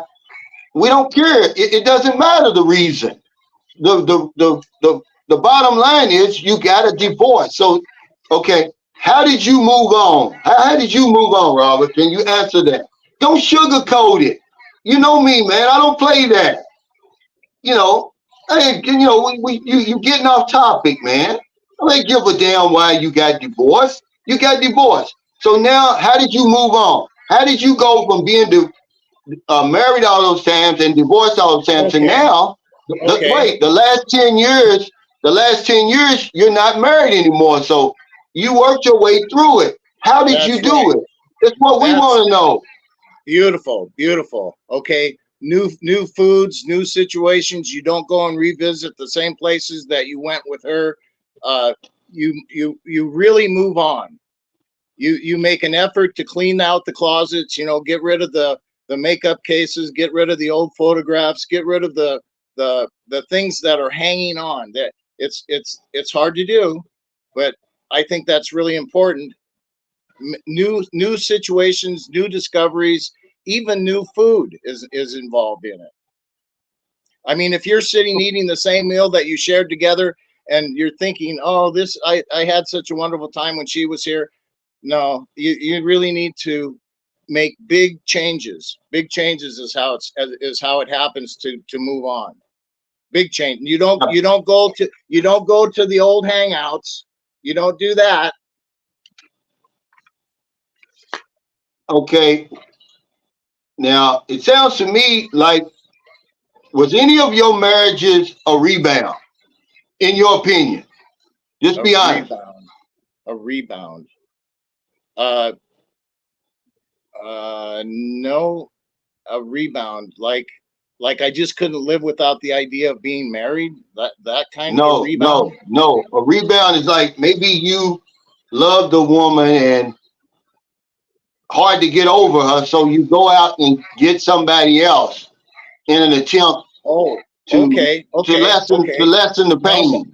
No, that's true, because you're used to all the activity. When you're married, there's never a dull moment, right? Okay. So now there's a lot of dull moments. And you're thinking, oh, it would be nice to be around the family and friends and children, and you miss that. Yeah. So the rebound is missing those old situations and things, even the noise of the children playing, that the rebound could be that you miss those things. You want the same. So you go out. The rebound is going out and getting somebody else when you're still holding on to feelings from the previous relationship. But Passport X, let me read this. He says, "No, I don't. I didn't. I don't think so. I didn't even make when I cut it off, it was cut off clean. I didn't even make phone calls. No, No, not really. No rebound. Okay. Passport X says every time he got divorced was another financial setback. But I'm gonna take out the he. I'm gonna put every time we get a divorce, it's another financial setback, causing us to work longer years in life. And that's exactly what I got down here. It says divorce is expensive in a lot of ways. You got alimony, child support, you lose property. Okay, you may lose half your pension or whatever it is. Then you have to start over on top of that.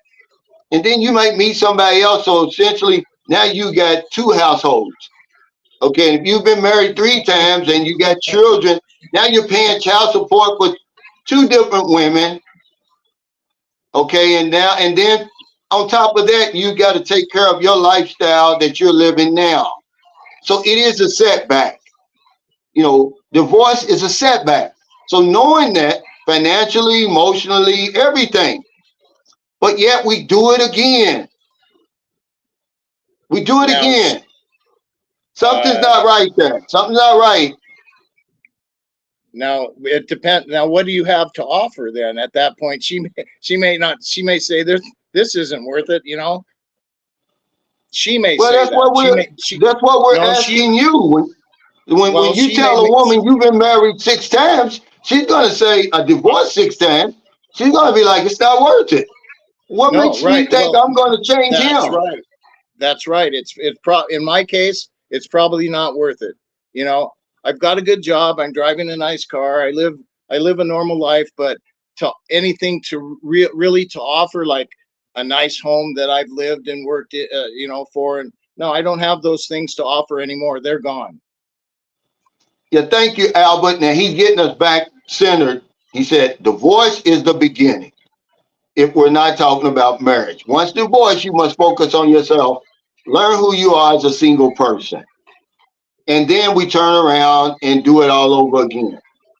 But you're right. Or is it the end? For me, it was the end of, you know, a phony marriage. You know, I wasn't being authentic, really. I wasn't happy in my first marriage for a lot of years.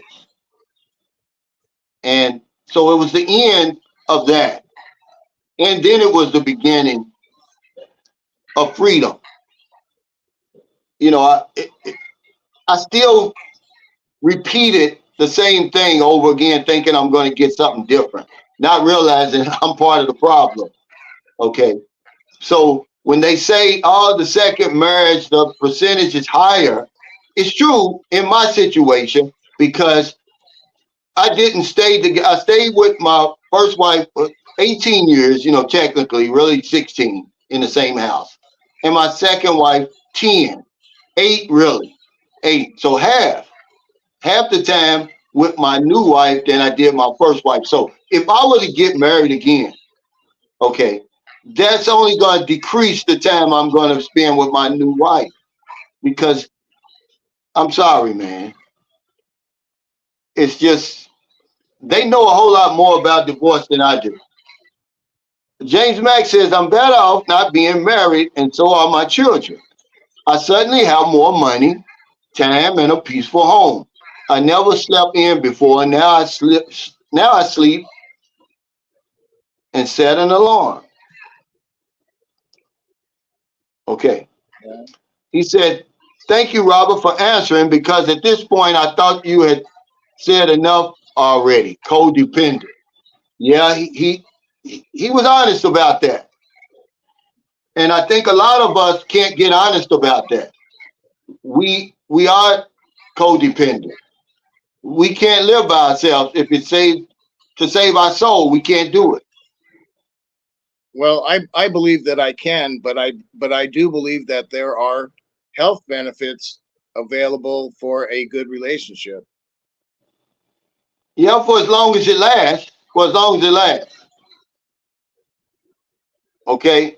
Dive Master Ricky said, I spent 1 week asking myself what I could have done better. And I came up with no real answer. So then I rebuilt my life and went on from there. Thank you. He says, I got divorced and was single 2 years before I started dating again. Then I dated a girl who was batshit crazy. I cut her off. That was the last American woman I dated in 2018. Let's see. You got to let's get get on. yourself straight before you Yeah. jump to another relationship. This is what I'm talking about, Thomas, as far as the rebound. And a lot of times I don't think we do that. I think we carry the baggage from the old relationship over to the new one because of the codependency. Because we want a woman there, we don't want to be lonely. But nobody wants to say that they were codependent. Robert said it, but did you say that's what you were suffering from, Robert? Not now, but yes, for No, many, not now. I had to realize that was the problem. Yeah, see, this is what we want. We want the nitty gritty. We want the truth. There's a reason why we keep getting divorced over and over. Especially since we're supposed to be good men, especially because it's supposed to be the woman's fault. Then why do you keep getting married to women?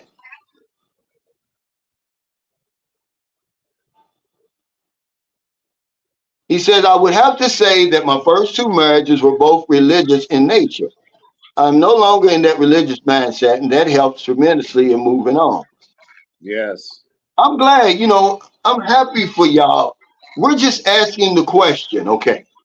Don't make religion a reason to be married. Don't do it. Divorce is part of being married, okay? It's part of marriage. And as long as you know that, we're grown men, we can talk about that. Then you should be able to face the consequences. All right. The odds of you getting a divorce are so high that you should already be preparing for your divorce already. But we don't. We go into it blind. She's the best thing I ever had.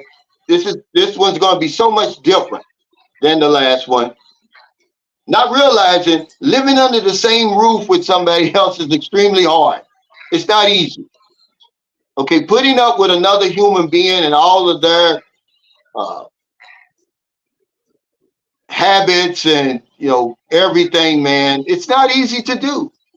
All their attitudes and all that. You don't know who you're gonna wake up to on a daily basis. It's extremely hard. And I believe that's why marriages don't work to begin with. Because it's so hard, it doesn't get easier. It gets harder. He says her being gone was like a breath of fresh air, and my son immediately adjusted. A young lady came over after work and left before my son was up for school. It's like I lost weight. He said, keep moving, keep putting one foot in front of the other, and eventually you're out of the darkness. This is a fact. This is what happened to me, but guess what? The minute I got out of the darkness, I turned around and entered the damn darkness again. And this is what we're trying to find out. How divorce affects me. How does it affect you? It's not, does it make you get married again? Is that how it affects you? Because we're getting off the topic. We're talking about divorce. Divorce. Is it the beginning? Is it the end? Divorce made me take a serious look at how I spend my free time. Phil Neck said, good morning. I will keep George giving this guy a thumbs up. Hey, thank you. But is George your first marriage? Are you George's first marriage? And what makes you think it's going to work this time? Because you're the same person. George is the same person. Okay, divorce is inevitable. So I say enjoy the good times and prepare for the worst. We don't prepare for the worst because we think it's going to be different. It's not. It's not going to be different.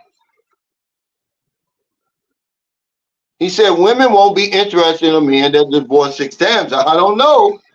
They're sure marrying him over here. My son's mother was married to a man that had been married 6 times, 5 times to Filipino women. And of course, guess what? They got divorced. So yeah, they will, he can marry. They'll marry him. I told you that the only reason that I would ever even consider being married again is if there were children involved, so that I could get that, you know, get them their rights. Okay, so you're talking about, so you would come over here and have children out of wedlock, then get married? Is that what you're saying? No, You're gonna put the no, cart before the horse? no. I wouldn't. I would never consider that. That's not that's really silly to think that you want Well, how would to you? have it How would kids be involved in, Robert? if they were planned. If you really wanted her and she insisted that she needed to have a child to feel like she was a real woman. Uh, if you loved her and you wanted her Yeah, to but feel now you're that. people pleasing. Now you're people pleasing. But you said the only way you would get No, married is there with no, children. it's not. Wait, It's you said the only reason you would consider marriage is if there were children involved. that's Well, you that's got right. to have the children first to get married. If what you're No, saying is true. okay, but if you have that as a plan, it would be because you want those children to have the same rights and privileges, Yeah, but because of that's not a good reason to get married. That's not a reason. That's a bad reason to get married. You don't have children by the woman, so you're gonna make plans. I'm 70 years old. Let's have children. Let's get married and have children, so our children can have a better life. I get a CRBA or whatever. Come on, Robert. You're smarter than that. Okay, Ron Lawson said it's much easier to live with someone than marriage. That way they don't have money or possessions to fight over. Yeah, but it has nothing to do with money and possessions, really. You can recoup all that. We're talking about the difficulty of waking up with somebody every damn day and smelling their feet and fart and breath, morning breath, and all of that. And then their temper tantrums. You're only going to be able to take that for so long. Okay, why did you get divorced, Robert? I mean, just in a general way. Don't go through all the details. Just say, okay, the first time she cheated, the second time I got hurt, or whatever it was.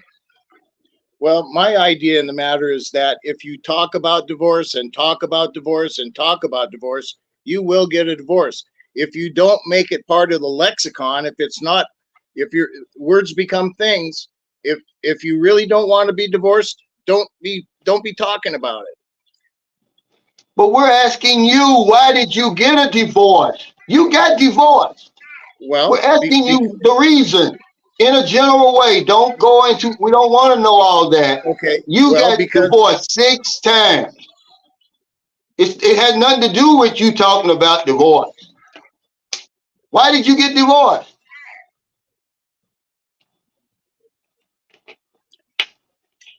if you're not receiving what you expected out of the marriage, that would probably be the reason why. Okay, Tony Rain says, Robert, since you're here to help us, my question to you is, when we get off of that plane and we see her long, beautiful black hair blowing in the wind, is being in love a form of mental illness? He said. Well, of course, it's infatuation. It's not reality. You're got you're not seeing straight. I mean, you're in that honeymoon phase still. Excuse me. But to answer your question, to the real nitty gritty, why a divorce? Because it's easy enough. But there I had to be mean, a reason for you to get a divorce. What, did you fall out of love? Did she cheat? Did you cheat? well, What happened? You can't get along with each other. I thought you were saying that you wanted to look at the results of recovering from divorce, not the reasons for it, because there are a lot of reasons for it. Well, let's move on. Let's move on because I'm really disappointed, Robert, man. You come on here, man, you want to sugarcoat the stuff. I'm just asking you just general questions. If you don't want to answer them, just say, okay. Well, I'm very disappointed because this is not the Robert that I know. I guess you're defensive about your divorces. I'm not. I'm just going to tell you. If I seem that way, that's not the way I want to. I'm not trying to come off that way, and just maybe just not understanding what you're needing to know, the reason why get a divorce. Okay, I got a divorce. I got a divorce because we're talking about divorce. My first time really because we just didn't get along. I wasn't happy. I wanted to leave. I filed for divorce. Okay, I just woke up one day and said, "No, I'm tired of this. I'm not gonna go through this another damn day. I'm filing for divorce." Okay. Now the stupid part for me was okay that I'm gonna find somebody that I'm going to be happy with, not realizing the happy, I'm responsible for my own happiness. That I'm going to find a perfect person that's never going to make me angry, never going to make me frustrated, never going to disappoint me and make me unhappy and everything like that. So I got married again. It lasted half the time. Okay, we separated. She went back to the United States. I stayed here. That's the reason we're getting a divorce because I moved on. I didn't sign up for that. Okay, well, that's all I'm saying. We can move backwards.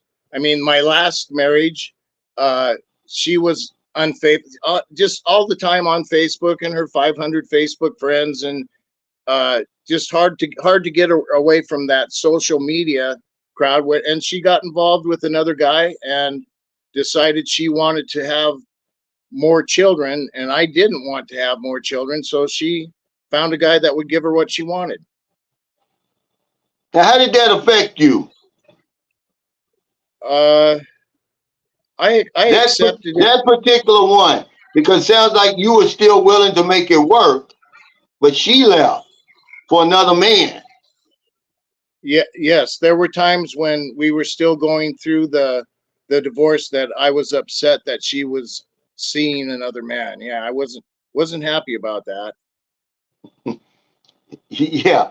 Now, did you have any feelings? Because you read in the paper where guys, they kill the woman and they kill themselves or something like that. No, they kill the woman and the new lover. Did those type of, did you ever get angry? No, that never entered into the equation. I just figured if life is so short, if she feels that she needs to be happy by being with another man, I let go. I'm not hanging on to that. I mean, that's really, now I do know people that did that. I knew people that did that. They would bring flowers and try to make amends, even after the women had been unfaithful, just trying to do anything to get her back. No, I'm not going back backwards. That would just be moving backwards. QDub76 says, I've been divorced twice. I'm not scared of getting divorced again. Now, I want you to read that over, QDub. I want you to read that over because it's not about being scared of getting divorced again. But read that, and that shows you the mindset of men. I'm not picking on you, but imagine he's saying this.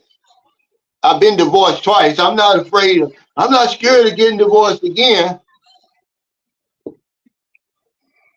Guys, I don't know. He said, I got a divorce. Thanks for the super chat, Kaz. When I realized it wasn't working out anymore, arguing, no sex, etc., it was over. There's always a reason. And probably the divorce, the marriage was probably over and the divorce was pending long before we admitted. But most of us won't admit. We're not telling everybody how you got through it. Was it with another woman? Did you just take some time out to yourself and grieve and feel the feelings you gonna feel and go through that emotional roller coaster? He says, Cos, how are I you? Roger Walker asked.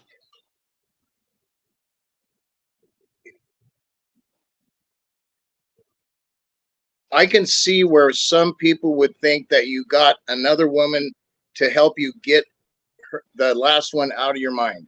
No, and I believe that some people do that, but that wasn't the situation for me. He says, I was married twice, and both times it didn't cost me much because I cut my losses quickly. Do not get pressured into staying for kids or social norms. And how long between your marriages, Kevin? He says, people marry for many different things. Remember, marriage is a relatively new thing. We are conditioned to believe that being married is what makes us normal. I Yeah, agree with that. I agree this with that. boy, I'll tell you, as far as keywords and phrases go, that's the one that sticks out. The social norm. Yeah, you that Yeah, if you're living together, you're expected to be married, or you're living in sin. No, you're not. right, That's right. crazy. That's crazy thinking. Exactly. Exactly. That's what I'm saying. The marriage is what makes us normal. It really gonna make you abnormal when you get that divorce and you lose everything. Is anybody on here that lost as much or gave away as much in their divorce as I did? Where you literally had to start all the way over. I mean, for small window of time, I literally did not have a place to stay, for the first month or two after my separation because I gave her the house. I lost everything. Okay. Calvin, And I lost that. it's not a good thing. You guys act like divorce is nothing. No, It didn't affect no. me. See, that's bullshit. Oh, I don't give a damn if you didn't lose nothing. Somewhere along it the line, you got some type of hurt feelings or something. I had hurt feelings. I had a hurt bank account. That shit hurts, man. hey, And it no, makes me the hesitant. the It makes me the hesitant about getting married again. the hardest cry I ever had is when she's saying I'm not coming back.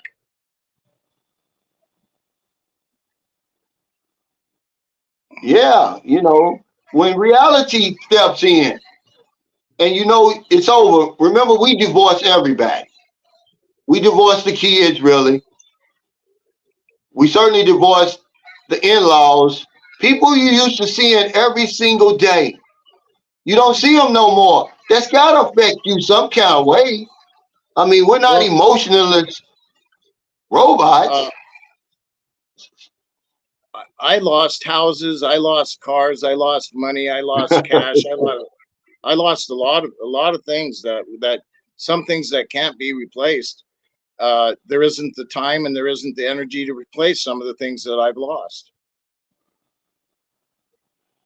Yeah, but he says he's not being. I mean, Q Dub says I'm not afraid of getting divorced again. I am. I'm terrified of divorce because I know what that's going to entail, especially when there's feelings involved. And there's feelings, that's the reason you get married in the first place. I just don't want to go through all that, man. And then on top of all the other financial stuff, and then, the woman's gonna, in my case, they're gonna try to turn the kids against you. You're not gonna be able to see your children the way you should. You got to go through all that, the court proceedings and everything else. It's man, it's a storm, man. I can only speak for myself.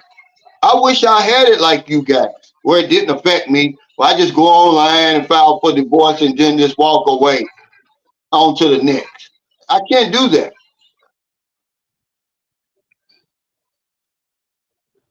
He says feelings and bank account you can get over in time, but to jump back into a marriage, bro, you seriously got to check yourself. I feel the same way. He says I lived in my car for 2 days in 1986 and I turned myself around. Yeah, I was literally homeless, man, earning over $100,000 a year because I didn't prepare for it. I thought we were going to be married for the eternity until we wasn't. And then I'm looking around like, well, hell, I don't even have a place to stay. My first divorce, I was living in a camper shell, working out in the oil rigs, and that was my home. Taking a shower at the camp. I was damn near as bad off as you, and I had 2 kids to care for. I would not give her the satisfaction of me not winning. See, I had to go back and get custody of my children because she was trying to take me to the cleaners, man. And they wanted to be with me anyway. They had gotten used to a certain lifestyle and everything like that. But that was one way that I was able to finally get my feet back underneath me. You know, because that child support clock will keep running, man. They don't care. You got to do something about it, man. You got to fight the power, really, for that. He says, I'm not afraid of getting a divorce because I'm not getting married. Yeah, but to hear, you know, Q-Dub is a very intelligent man. He has a great career and everything like that. But to hear him say something like that, that's crazy. I'm not afraid. I've been divorced twice. I'm not afraid of getting divorced again. Okay. Well, I hope he reads that over and over and over and realize what he's saying, because I'm terrified of divorce. To get it back on track and the aftermath and how do you handle it, if we want to stay on topic, one of the things that you do is you keep really good records, because if it comes back to did you pay the child support, you better have good records, because like back in the time when I got divorced in the late 70s, the court wasn't collecting the child support. You had to keep the money orders and the checks and prove. And I think really even today it would be just something that you really necessarily need to do, is just keep track of everything and that's part of it. You're a record keeper. Now, Area 51 says, sounds like Cal didn't have a plan B. I didn't. I don't work with a plan B. I have an emergency plan, but no, I didn't have a plan B, because I can't focus on my original plan if I've got another plan. I did have an emergency plan, but I didn't have a house. He said my ex turned my girls against me. Yeah, you know, they do that. And then you got the new man coming in, and they always going to try to make the new man seem better than you. And, you know, just all the games that women play. And, you know, everything is good until it's not. So there's people right now who are watching this. You're comfortable in your marriage. You say, oh, we're in it forever. I was married for 18 years, man. Okay, you're going to be into it until you drop off the cliff. I'm just saying, enjoy the good times. Prepare for the worst. Don't sit there and take that woman or man for granted, because you don't know what another human being is going to do. You don't know what they're thinking. I'm not a mind reader, but they're pushing back in their heads right now that Calvin's wrong. Why am I worried about divorce? I'm happily married. So they say, I've been married for 10 years. I've been married for 12 years. Well, ask people on here who have been married for 28 years, the guy said. And then all of a sudden his wife wants a divorce. The man on the plane, they were married for 24 years. Out of the clear blue sky, she wants divorce. Okay? So you better get ready, because it's coming. Well, I'll tell you what, my first divorce was so devastating. My second wife certainly wasn't in it for what she could get out of it, because we were sleeping on air mattresses and driving an old Ford Torino. Yeah, now see, this is what you wait an hour and a half to start giving us the nitty gritty. Thank you. That's what we want to know. But you recovered from that. What are you doing? Y'all back already? When did y'all get back? I was driving an old Ford Torino that I was in the back alley fixing the water pump, because that's all we had, and it was a donation.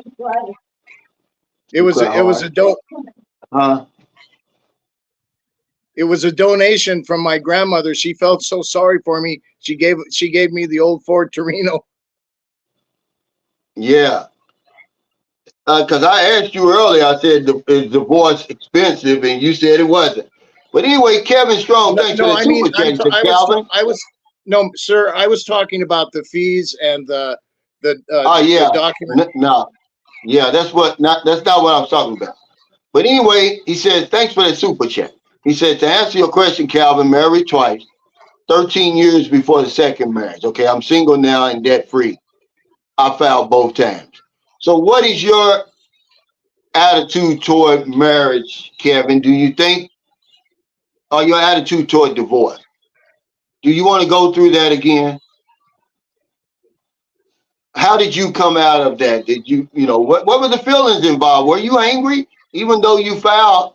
I was burning hot, man, when I seen the guy driving my car. It was brand new, man, brand new convertible. We only had a few months, not less than a year. Well, no, about 8 weeks, 8 months. Um, I was hot, man. I was really, really hot, and there's no telling if I would have took the advice of my friends and relatives, I would probably be dead or in jail right now. That's how angry I was at her, because she was sticking pins in my eye, needles in my eye just to do it. She was doing stuff just to piss me off. Q Dub says, I'm not crazy to say, because in the end, you have to know what kind of man you are in the end. Marriage is not for you if you can't handle divorce. I think marriage is a beautiful thing. Yeah, I mean, I'm not picking on you. I'm not taking anything away from you. In a traditional marriage, But just prepare for your divorce and prepare to move on. I don't know how your other two divorces um, ended, and I don't know what you learned from them. Okay, I'm just saying that, now that this is your third marriage and the odds get even higher that it's not going to work, I just hope that you plan better. In a It's not a whole traditional lot marriage, you can. It's not a whole lot you can plan as far as your feelings and emotions. Because I think the deeper you in love and you love the person, the more hurt you're gonna suffer when it's over. And looking back, I would say it's really important. In a traditional marriage, you have the bride's groom and the ladies have their entourage, and you have a best man. I'd say listen to the best man. He's got a good perspective of what's going on. who's it better to listen to, Robert? Do you think? If I'm getting ready to get married, do I listen to both people? Do I listen to the man who has a successful marriage, or do I listen to the man who's been through several divorces? I guess I can learn from both of them, but the reality is the man who has the most divorces is probably going to help me more getting through a divorce. But as far as successful marriage, the guy that held on to it, let's give him his We're recognition. not saying that. See, you're turning it around. I'm not saying that. I'm a new guy. I'm getting ready to get married. I know the guy they both can help me. But I think the guy who's been through several divorces is probably going to help me more than the guy who stayed married for 40 years, because the odds are against me staying married for 40 years. I understand what you're saying.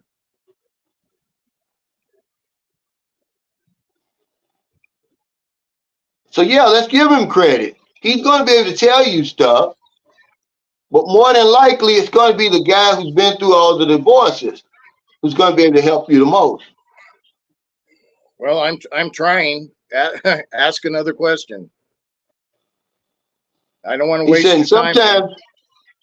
No, we're just on here having a conversation. He said, sometimes, Brother Calvin, divorce is a blessing.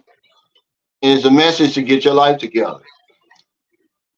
It is, but how many blessings do you want, though? How many blessings do you have to have before it changes you? Is it Is divorce a blessing? And then for you to turn around and flush the blessing down the toilet and get married Yeah. again? No, if you're gonna squander it, no. I would say from being divorced and from my vantage point, having been single for quite a while now, I'm certainly not going to squander it. It's another opportunity, a new start. I could make a new start and have a 20-year run at a good relationship if I put some effort into it, discipline. Yeah. Ed says it took me help from friends, guys in church, and a therapist helped me. Plus, both parents passed away. Now it's just a story about my past. Yeah. Well, thank you, man, for staying on topic, because I know for me, divorce affected me. I wasn't able to just walk away, and it didn't bother me, man. I was in a bad space, and I know But a lot of really, people are because I read the newspaper. okay, so let me try to help again here. The best therapy that I had from my experience was going through the annulment, because it was like you had to write every reason why, what happened, what were the the reasons why you got married, what were the reasons why you got divorced. You had to go through the real nitty-gritty in order to put that in front of a tribunal and have them decide on whether the marriage was valid or not. So going through that exercise was a real, and that's why I say, even if you're not going through an annulment, go back and check yourself. What were the reasons? Take a good, honest, hard look. Yeah, but see, that's I the had to do problem, that. Robert. That's the problem. In the beginning, we can't be honest. We can't be honest with ourselves. Okay, listen to what he's saying. Kevin Strong says, I talk to married men who brag about being married for a long time. Those who keep quoting how long probably have the most to hide. Yeah, it's like, I don't understand what they're saying, because you see that all the time. That, oh, you've been married for 30 years and, let's give them their flowers and stuff like that. We don't know what kind of marriage people have. You can't judge a marriage by how short it is or how long it is. Some people are staying together, codependency. Some people don't want to get divorced because the same reason some people don't want to stop smoking. They don't want the withdrawal that's going to come along with it. They don't want to go through the hurt and all of that, even though it might be better for them. But that's what gets me. People always get on here, oh, I've been married for so many years, and so what? Well, what's really going on in your marriage that you got to brag about how long you've been married? Yeah, from my People vantage aren't going to point, be honest. what I'm looking for now is a relationship with peace and calm. Peace and calm. You've got that now. You've had that for 10 years, Robert. So why would you give that up? Why would you give that up? Well, I'll tell you, I want to keep it. I want to keep it. It seems Well, like if you an get almost. married, you're not going to keep it. It seems like an impossible task, doesn't it? We're getting to the point I'm trying to get to, but hell, the live stream's almost over. You're exactly right. Okay, now you got this peace, you got this tranquility, you're by yourself, you love yourself, you're no longer codependent. Now you want to flush all that down the toilet to get But you're married saying, again. Why do we do that? because you've mentioned before, peace and calm at what price? That's called people pleasing. That would be the only reason why, Robert, I would see you getting married again. You're doing it for her. If we're coming to let me show you some gratitude here. Sunshine Shoulders, this is a sport group. We've got a real dynamic group, and and Calvin is one truth teller. He said, once is good enough. Thank you, Robert, for that. That's what, where else are you having conversations like this on YouTube? Is there anywhere else? I mean, give me my flowers It doesn't matter whether you agree or not, or whether I'm making any sense or not. But who else is having these conversations? Where else can you sit down and have this type of stuff where you even got to look yourself in the mirror? You know, I see the feelings that's coming out of people. You know, if I can just get you, I got to plug in my phone to kind of think it all the way through. I've done my part, and be like, why did I get married again? Or, you know, why did I get a divorce for real? Or whatever it is. Hey, what's up, Gregory? You can't find that on YouTube anywhere. They're giving you the sugary stuff. They're telling you to come over here where to find a woman to get married. The 18 to 80, yeah. The 18 to 80. Sure. Yeah, that sounds real good, doesn't it? That's when the problems start. It's not when they end, it's when they start. When you come over here, you're 70, and you get a 25-year-old woman. You don't think you're going to have problems? I'm sorry, you are. I think men have a harder time, and that's why I wanted to enter this into discussion at some point. Do women really move on faster? I believe they do. Well, I don't know. That hurts when that happens. But we're trying to keep it on men. I know that what I've noticed here in the Philippines since I'm here now, because my American wife surely moved on fast. But I don't know if it's because she was trying to rebound and get over her failed marriage, or she just moved on. But I found that to be the same over here. Man, I'm gonna tell you, my son's mother, we split up in February, and hell, she was already in America by June. I think she got back on the dating site and met somebody really, really quick. They end up getting a divorce, but I'm just saying, they don't be messing around. And you're asking me, how are you able to handle a divorce? This is essentially what we're looking at. Get some exercise, guys. Get some endorphins, man. This, if you're down in the dumps and you're hurting, this is what you need to do, because you're trading one feel good for another feel good. I mean, something has to take its place. For me, it's been going to the gym. Roger Walker says, it was 3 times for me. Now, this is Roger. He's been a long time supporter. It kind of shocked me. So, why are we getting divorced? I'm not even going to call it married. I'm going to call it divorce, because you're going to get divorced. So why do we get divorced? Why do we do it? Is it to please her? Well, why do we keep, doing the same thing over and over and over and over and over and over, expecting different results? Why do we do it? Because are the women putting pressure? Are the women putting pressure on us? Is that what's happening? Are your feet being put to the fire? Or is it like the guy said, if you're living with somebody, you have to get married to be normal. You're living together and sin. Tell me, guys, somebody tell me why, Q-Dub said marriage is a beautiful thing. And so that's why he likes to get married. Well, I can think of a whole lot of more beautiful things that won't cause me so much turmoil than marriage. But no one's telling me why they want to get married or why they're getting married over here. He says, I'm on my 3rd marriage. I'm presently married to a Filipina. I've been single for over 5 years before my present marriage. Believe me, fellas, being single is not where it's at. And thank you for your opinion, because in your perspective, and it's not, no one's opinion is wrong. But there's some people who are going to say, no, being single is where it's at. But are you single? See, I'm not single, really. I'm basically married. No, that's what so I can't, say. I can't say that.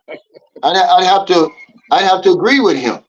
He said, there's no way to live, Brother Cal. Cut the shit off if you're not happy and move on.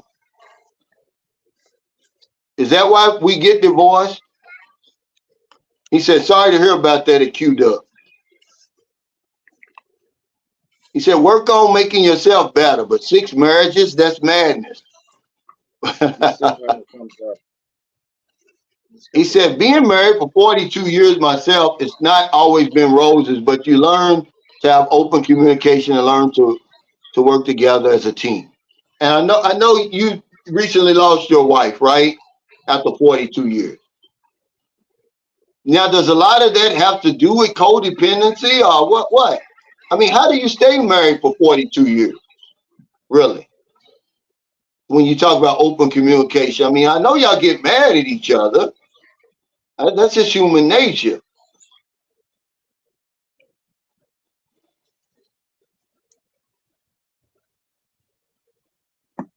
He said, during my 5 years of being single, I had to reinvent myself. And believe me, I love being able to share my life with someone else in my fourth quarter. But it's not easy. It's not easy. And we volunteer to put ourselves through that misery. Because, you know, she could probably say the same thing. Okay, you know, so living with another human being is not easy, guys. I don't care what you say. Okay, so let's take a hard look here. I'm in the free and clear. I'm not on the dating websites. I'm not dating anyone. I've been single for almost 10 years. I certainly couldn't be called on the rebound if I do it again. So would there be a good reason? I don't know.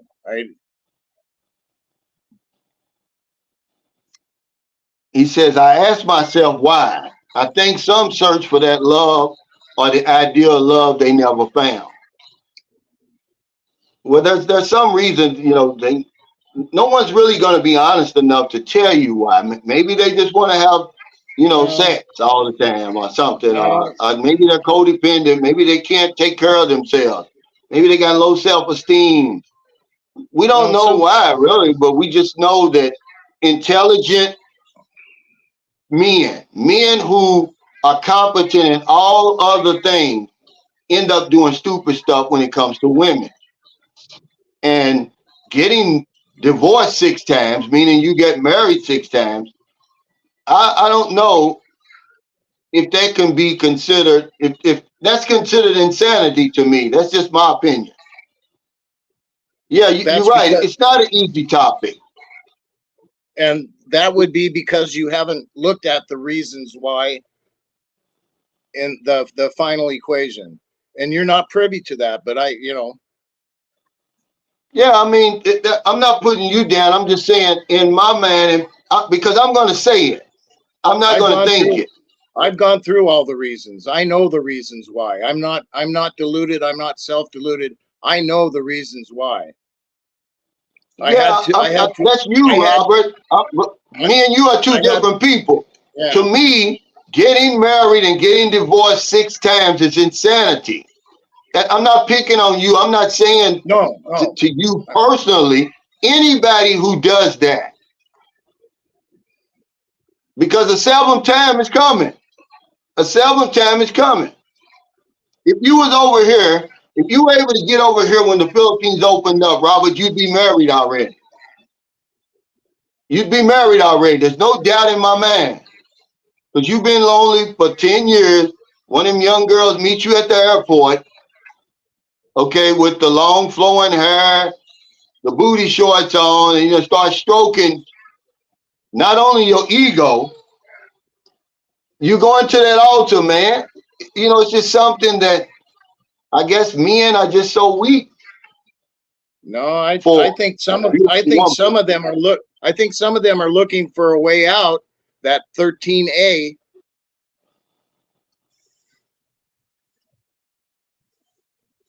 Who's looking for an out of 13A? That 13A visa might be the reason they're getting married, right? Well, that would be a stupid reason. When they've got a tourist visa, you can stay over here for 36 months. You don't need to get married. You don't need a 13A.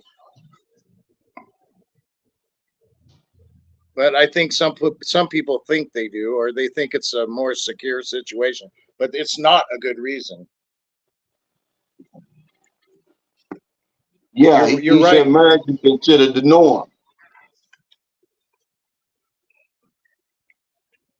He said, try to find someone that complements you and shares the same values in life. That all sounds good. It's really tough to find somebody going the same direction. You gotta kind of navigate that, kind of make that happen. Like, okay, building a house together, raising a family together, that sort of thing. You gotta make sure you have those things in common, because you're living separate lives, really. And I think that's part of the problem. You're never gonna you can't live somebody else's life for them. You just never know what somebody's thinking, how they're gonna wake up the Okay, next I day, would, what they're if thinking when they wake up the next day. At the if end you of the want to day. know how do you feel after a divorce? Well, you really feel like you're part of a mediocrity, and you're looking for a way, some way, to rise above the mediocrity. That's really what you're. If I was to get involved again, it would be looking for some way to rise above the mediocrity, because right now I'm the definition of mediocrity. Okay, now let's listen to Jonathan Jones. This is the mindset that a lot of men, we think the solution. He's saying the problem and the solution is the same thing. And I'm not picking on you, Jonathan, but if we just read this stuff, he says, I'm 61 and I've been married 3 times, he said, for a total of 8 years, right? All right. And I've been divorced since 2005. But, and it's a big but, if I could find the right Filipino someday, I don't want to grow old alone with no children. Okay, read that, man, through and think about that. So you're saying the problem and the solution is all the same thing. What makes you think that it's not going to be divorce number 4? Now you're going to have children left behind from the divorce that's going to be hurting, because we divorce everybody, not just a woman. Okay, and you don't have to be alone. A lot of women around the world, less women are getting married anyway. They don't even want to get married. That's why marriage numbers are down. So that means divorce numbers are down. They don't want to get divorced. They don't want to get married. But if you've been married 3 times for a total of 8 years, you might want to look at yourself and say, hey, what's going on with me? Let's get this. 3 women, either you got a bad judgment. Okay, because if you pick 3 wrong women in a row and you think you're going to come over here and pick the right one, that makes you think you're going to pick the right one when you get here. I'm just asking y'all to take a look at this stuff. No, Robert would certainly be married already. And because I can be honest with myself, I'm going to tell you honestly. If I wasn't married already, I'd be married. I would have married Marilyn. We'd be married already. Even though I know that eventually divorce is inevitable. Am I to a stage right now that if I get married in 10 years, I may be dead? So, is that the only way I'm going to have a successful marriage? Is it to wait until you get old enough to where, if you last 10 years, then that's it? That might be a solution. I did a calculation the other day. If I'll be 70 here pretty soon in about a year and a half, and from 70 to 80, that's 540 weekends. That's not a lot of life left. Yeah. This is what I said, Marty. He said, Einstein said the definition of insanity is doing the same thing over and over. I just added a couple of more overs and expecting a different result. It is insanity, but I guess that's human nature. That's something that we need to remedy. It's called the peculiar mental twist. See, we forget the suffering and misery of that last divorce. And then, we think, oh, I'm cured now. So I'm going to go and do it again.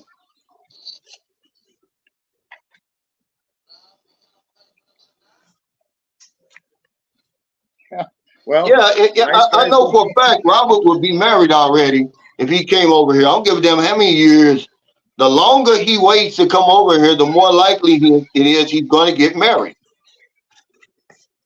And because he hasn't been with, how long has it been since you've been with a woman, if you want to answer that question, Robert?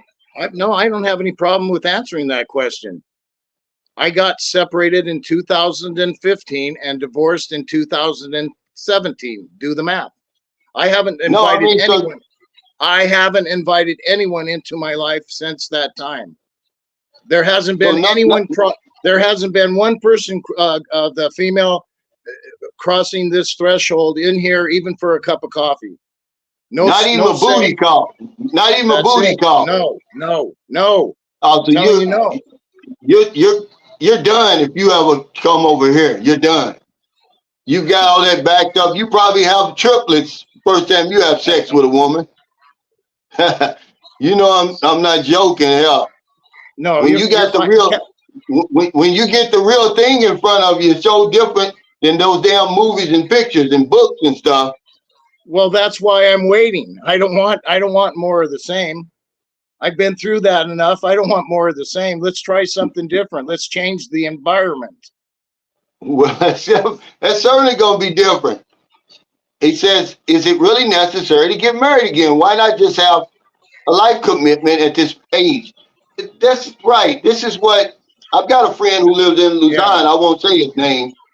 He may be on his channel, but that's what he said. He calls his woman his life partner. And he, I don't see anything wrong with that. But some people, they want that piece of paper. Well, you got to get a piece of paper to get divorced too. A piece of paper isn't going to keep you together, obviously. He said most of these guys regarding marriage is having that pussy around 24/7. He said everything else is bullshit. I know that. They talk that talk. There's some real nitty gritty, huh?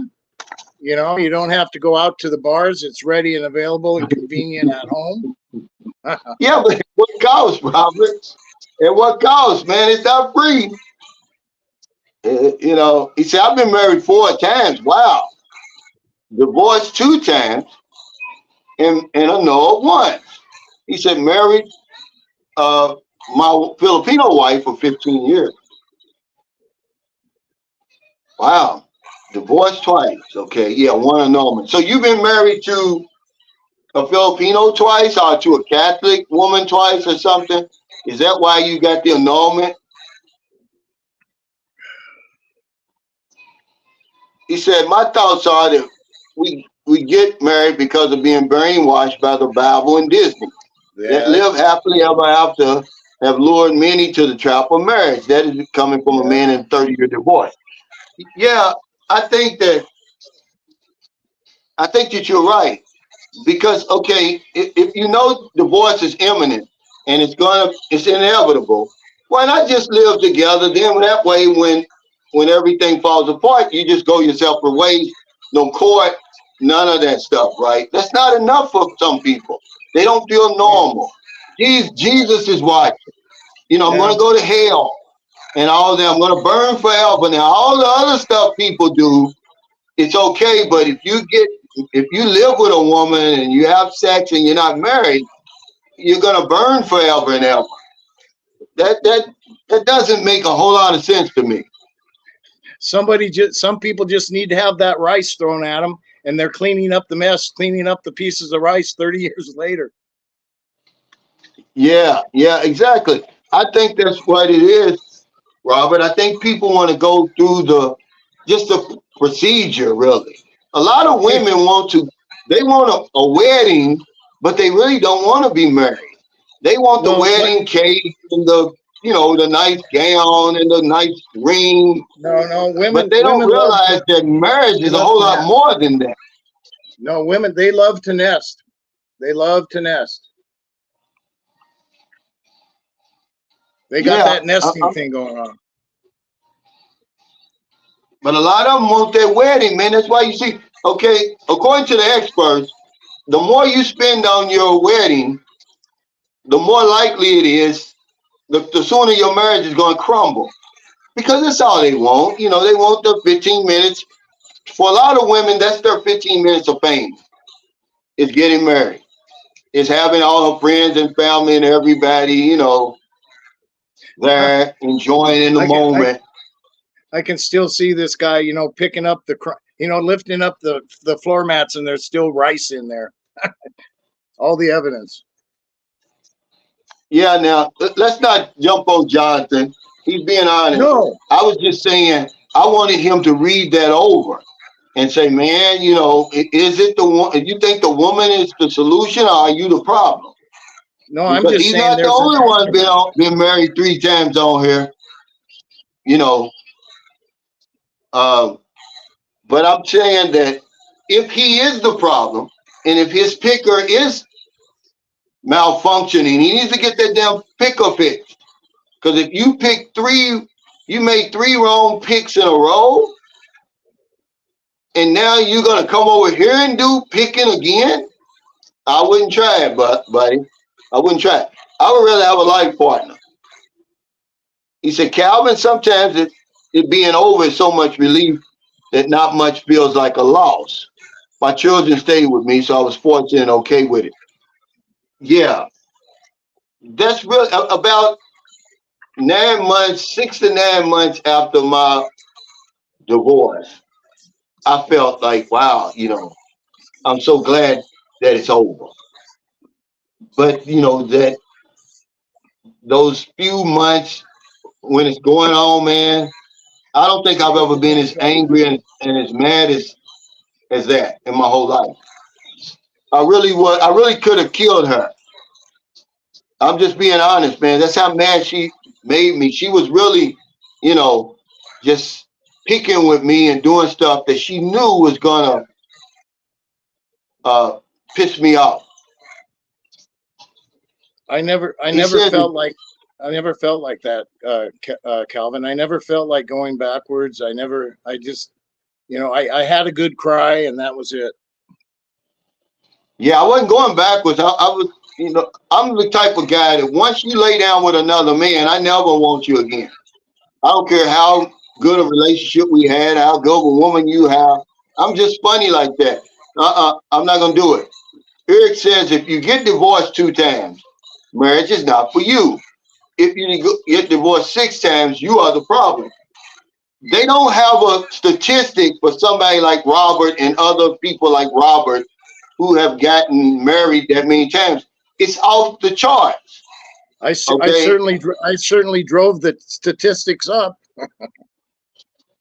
Yeah. He says, hey man, love is a gamble. And I have crapped out and I have left Vegas. You can have love, just give me respect, commitment, and loyalty. Yeah. But am I improving the odds by marrying a Filipina? Isn't the divorce rate with a foreigner a lot less than your common marriage here stateside? Don't I have a better? I read that one time, but I can't find it anymore. And actually, where I read it from, it really wasn't a real like Philippine Statistic Authority or something like that. It was from another. It was like an expat group. Somebody was saying that. I don't even know if that's even true. Okay. I'm not really sure, Robert. If somebody can actually show me that.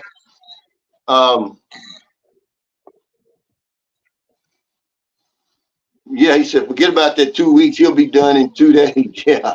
He said, nothing wrong with triplets. Yeah, but yeah, he may have.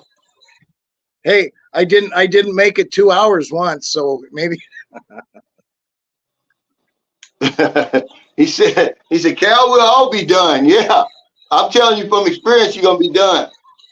But yeah, Robert, you're gonna blow the woman's damn what do you call it? What's the birth canal? What's the thing that women Well, the cervix. What's it called? not the cervix, not the fallopian tubes. You know what is it? Oh.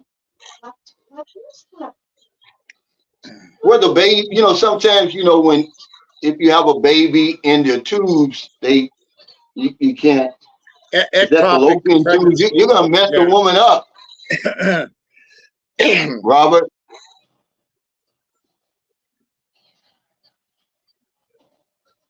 He says, in my opinion, divorce is not the reason marriage is frowned upon by men these days. He says the courts that intervene and try to bury during the separation, that is the problem. Yeah, that's part of the problem. But if you, like you said, your woman cheated, right? Now imagine the court ain't have nothing to do with that. Imagine how hurt you must have felt because, you know, I don't know if you can hurt any more than that. You still loving the woman. You know, for a man's ego, that's really, really bad. And just to know that the woman that you care about, that you married, your wife, you know, she's fucking somebody else, man. The courts ain't got nothing to do with that. You know, the hurt that goes along with separation and divorce, man, it's just. But we willingly sign up for that again. Robert signed up for it for six times. But to grab another woman to get over that feeling, that's a rebound. Yeah, that's a rebound. Well, I couldn't be confused with that scenario.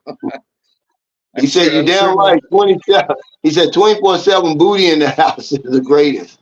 He said, "Being divorced is the most expensive piece of ass." Yeah. Oh wow, you get ready for the trip in 2 weeks. Are you coming here? I love to tell me, y'all coming here?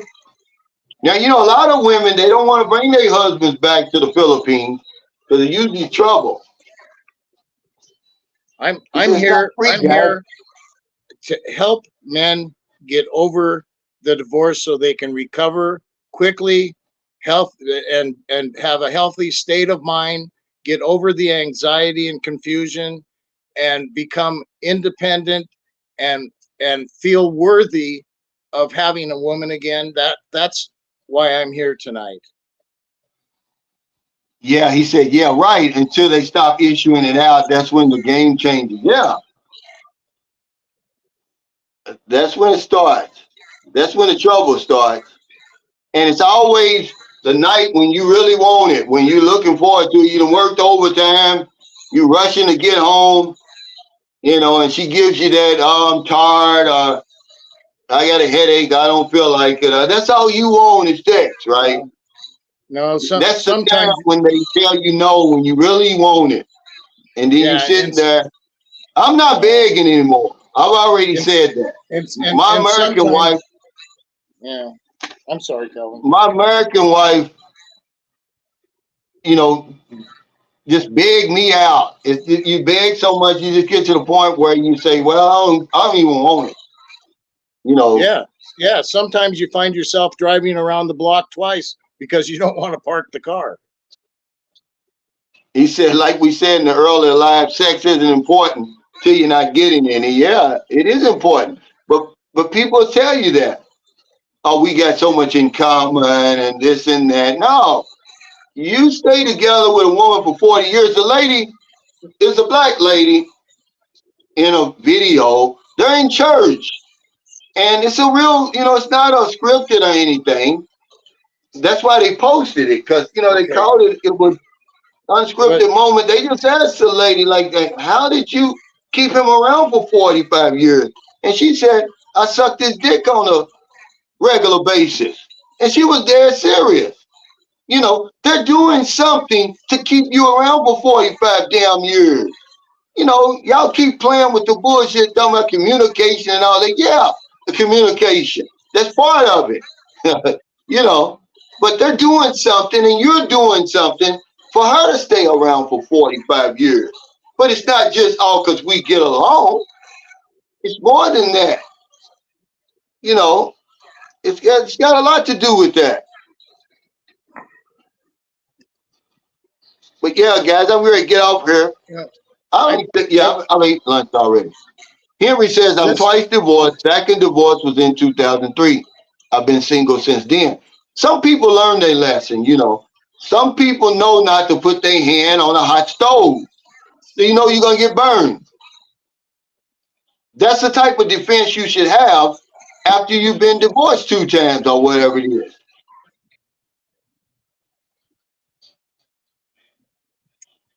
You know, well, I but just thank y'all hope so much. I hope I can help some people to get to the vantage point that I'm at, where they're over the codependency and able to see clearly. And you never totally heal, but somewhat recovered. Yeah, I think you helped us just by coming on here and saying that you got divorced 6 times. I think that's the most profound thing that you said to anybody that's listening today, because I got a lot out of that. You know, if I'm listening, I'm getting ready to get married, I'm thinking, well, do I really want to get married? You Well, know, don't do it. because Just you're don't a do it. good guy, Robert. Don't You're do it nothing, just to you be in the know, Hall you're of not a Fame. bad guy. Don't do You it know, just to be in the Hall of Fame. Yeah. what's up, Smiley? Thanks for that super chat. He said, brother, I heard from the guy from JC, and now getting visa extensions won't be that easy anymore. Yeah, I watched a little bit of that, but don't let that worry you, man. If you over here doing wrong, okay, you have something to worry about. But they haven't changed the procedure. I'm going Tuesday to get my extension. Nothing's going to happen. Just make sure when you go there, you put the right address, because that's one of the reasons. That's one of the ways that they get in touch with you if they need to get in touch with you. But if you got warrants at home and you got and all that stuff, trust me, that wasn't that video didn't tell me nothing real. I I'm watched here. it. Don't let I'm that here. fool you. I'm here for this reason. This reason. That's why I'm here. Because you gotta realize, Smiley, they were never guaranteed, okay? And this is all that fine print that we don't read. We just go in there and sign it. They never have been guaranteed. They can get rid of you at any time for any reason, for no just cause at all. But those videos are made for views, man. It's not going to affect you if you come over here and you do the right thing. If you're doing the right thing, if you don't have warrants and stuff at home, and you know, if you're over here trying to work when you're not supposed to work, you don't have the right visa and all that stuff. Those are the ones that are going to get, you know, trust me, the Philippine that system. You heard the man when the video first came on. He wanted to make it clear because he knows that's his business. It's at stake. He can't get on there. You know, he's not looking for views and clicks and views. Okay, but yeah, there's nothing to worry about with that, man. There's nothing to see there. It's never been easy, guys. They can always turn you down. Okay. Getting over divorce, a key thing. Don't revisit the old get-togethers, the old meetups, the old hangouts, the old photographs. You're just adding to your misery. Move on. You got to move on. And hopefully this type of a podcast is going to bring some salvation to someone. Hopefully. Amen. But Now, remember, Genius, let me finish this. Genius did not skip the Philippines. One of the ways they earn billions of pesos is through this extension process. Billions. Okay, if you don't believe me, look it up. They don't get the tourism numbers that Thailand and Malaysia get. So they make up for it through all these fees and stuff. Trust me, man, they're not gonna fool with that. If you over here and you're doing the right thing, okay, it no matter how many times you sign up for that visa, but it's never guaranteed. It's never been guaranteed. They can deny you at any time for any reason that they see fit. There's nothing to see there, guys. Don't let them type of videos scare you. But if you over here working, you over here managing a bar when you're not supposed to, and you're doing it on a tourist visa, yeah, they're gonna get your ass if somebody turns you in. But there's no wholesale changes to the system, guys. Don't believe that. It's not true. Okay? I promise you it's not. They're not gonna mess with that money. If they were to do something like that and say, oh, you can't extend anymore, we're gonna put you through the ringer. Now, less and less people. You think less people are coming here now? Less and less people are gonna come because that's one of the reasons they come, because of the liberal visa requirements over here in the Philippines. But don't buy into that, man, because what they're gonna do, they're gonna take that information on there, and by the time we get it, you know how they say, if you say something, then the next person say something, it's gonna be all wrong. Just know that when you sign up for your visa extension, don't work over here. Give them the right address, the right phone number, and all that. If you go to Bacolod, they've always done that. When I used to go to Bacolod, you got to have not only your information, you got to have a reference. Okay? I used to have to write Marilyn's name down, her phone number, her address, and all that. But it's never been guaranteed. But thank y'all so much for your super chat, super stickers, thumbs up, all your support. Thank you, Robert, our divorce expert, for coming on here today. You cannot have a topic talking about divorce without you being present. Well, I just want to tell you, I got such faith in you that I got my 100,000 subs. I got my 100,000 subs tie ready. Okay, that's the kind of faith I have in you. Wow. When you hit your 100,000 subs, this is what I'll be wearing right there. All right, Robert. He says they'll never give that money away. It's true, guys. You know, when they make videos like that, it's for clicks and views. It's nothing for you to be worried about. It's not breaking news. I don't want to hurt your feelings and tell you that. Nothing's really going to change unless you over here really working on that tourist visa, or you give them the wrong address or the wrong information. It's always been at their discretion. Okay, that's why you have to file for that visa. They have to give you permission to stay here. So yeah, if somebody says, oh, he's working or whatever it is, yeah, then they're going to look into it. But take care, everybody. Stay safe. Stay out of trouble. I'll see y'all next time.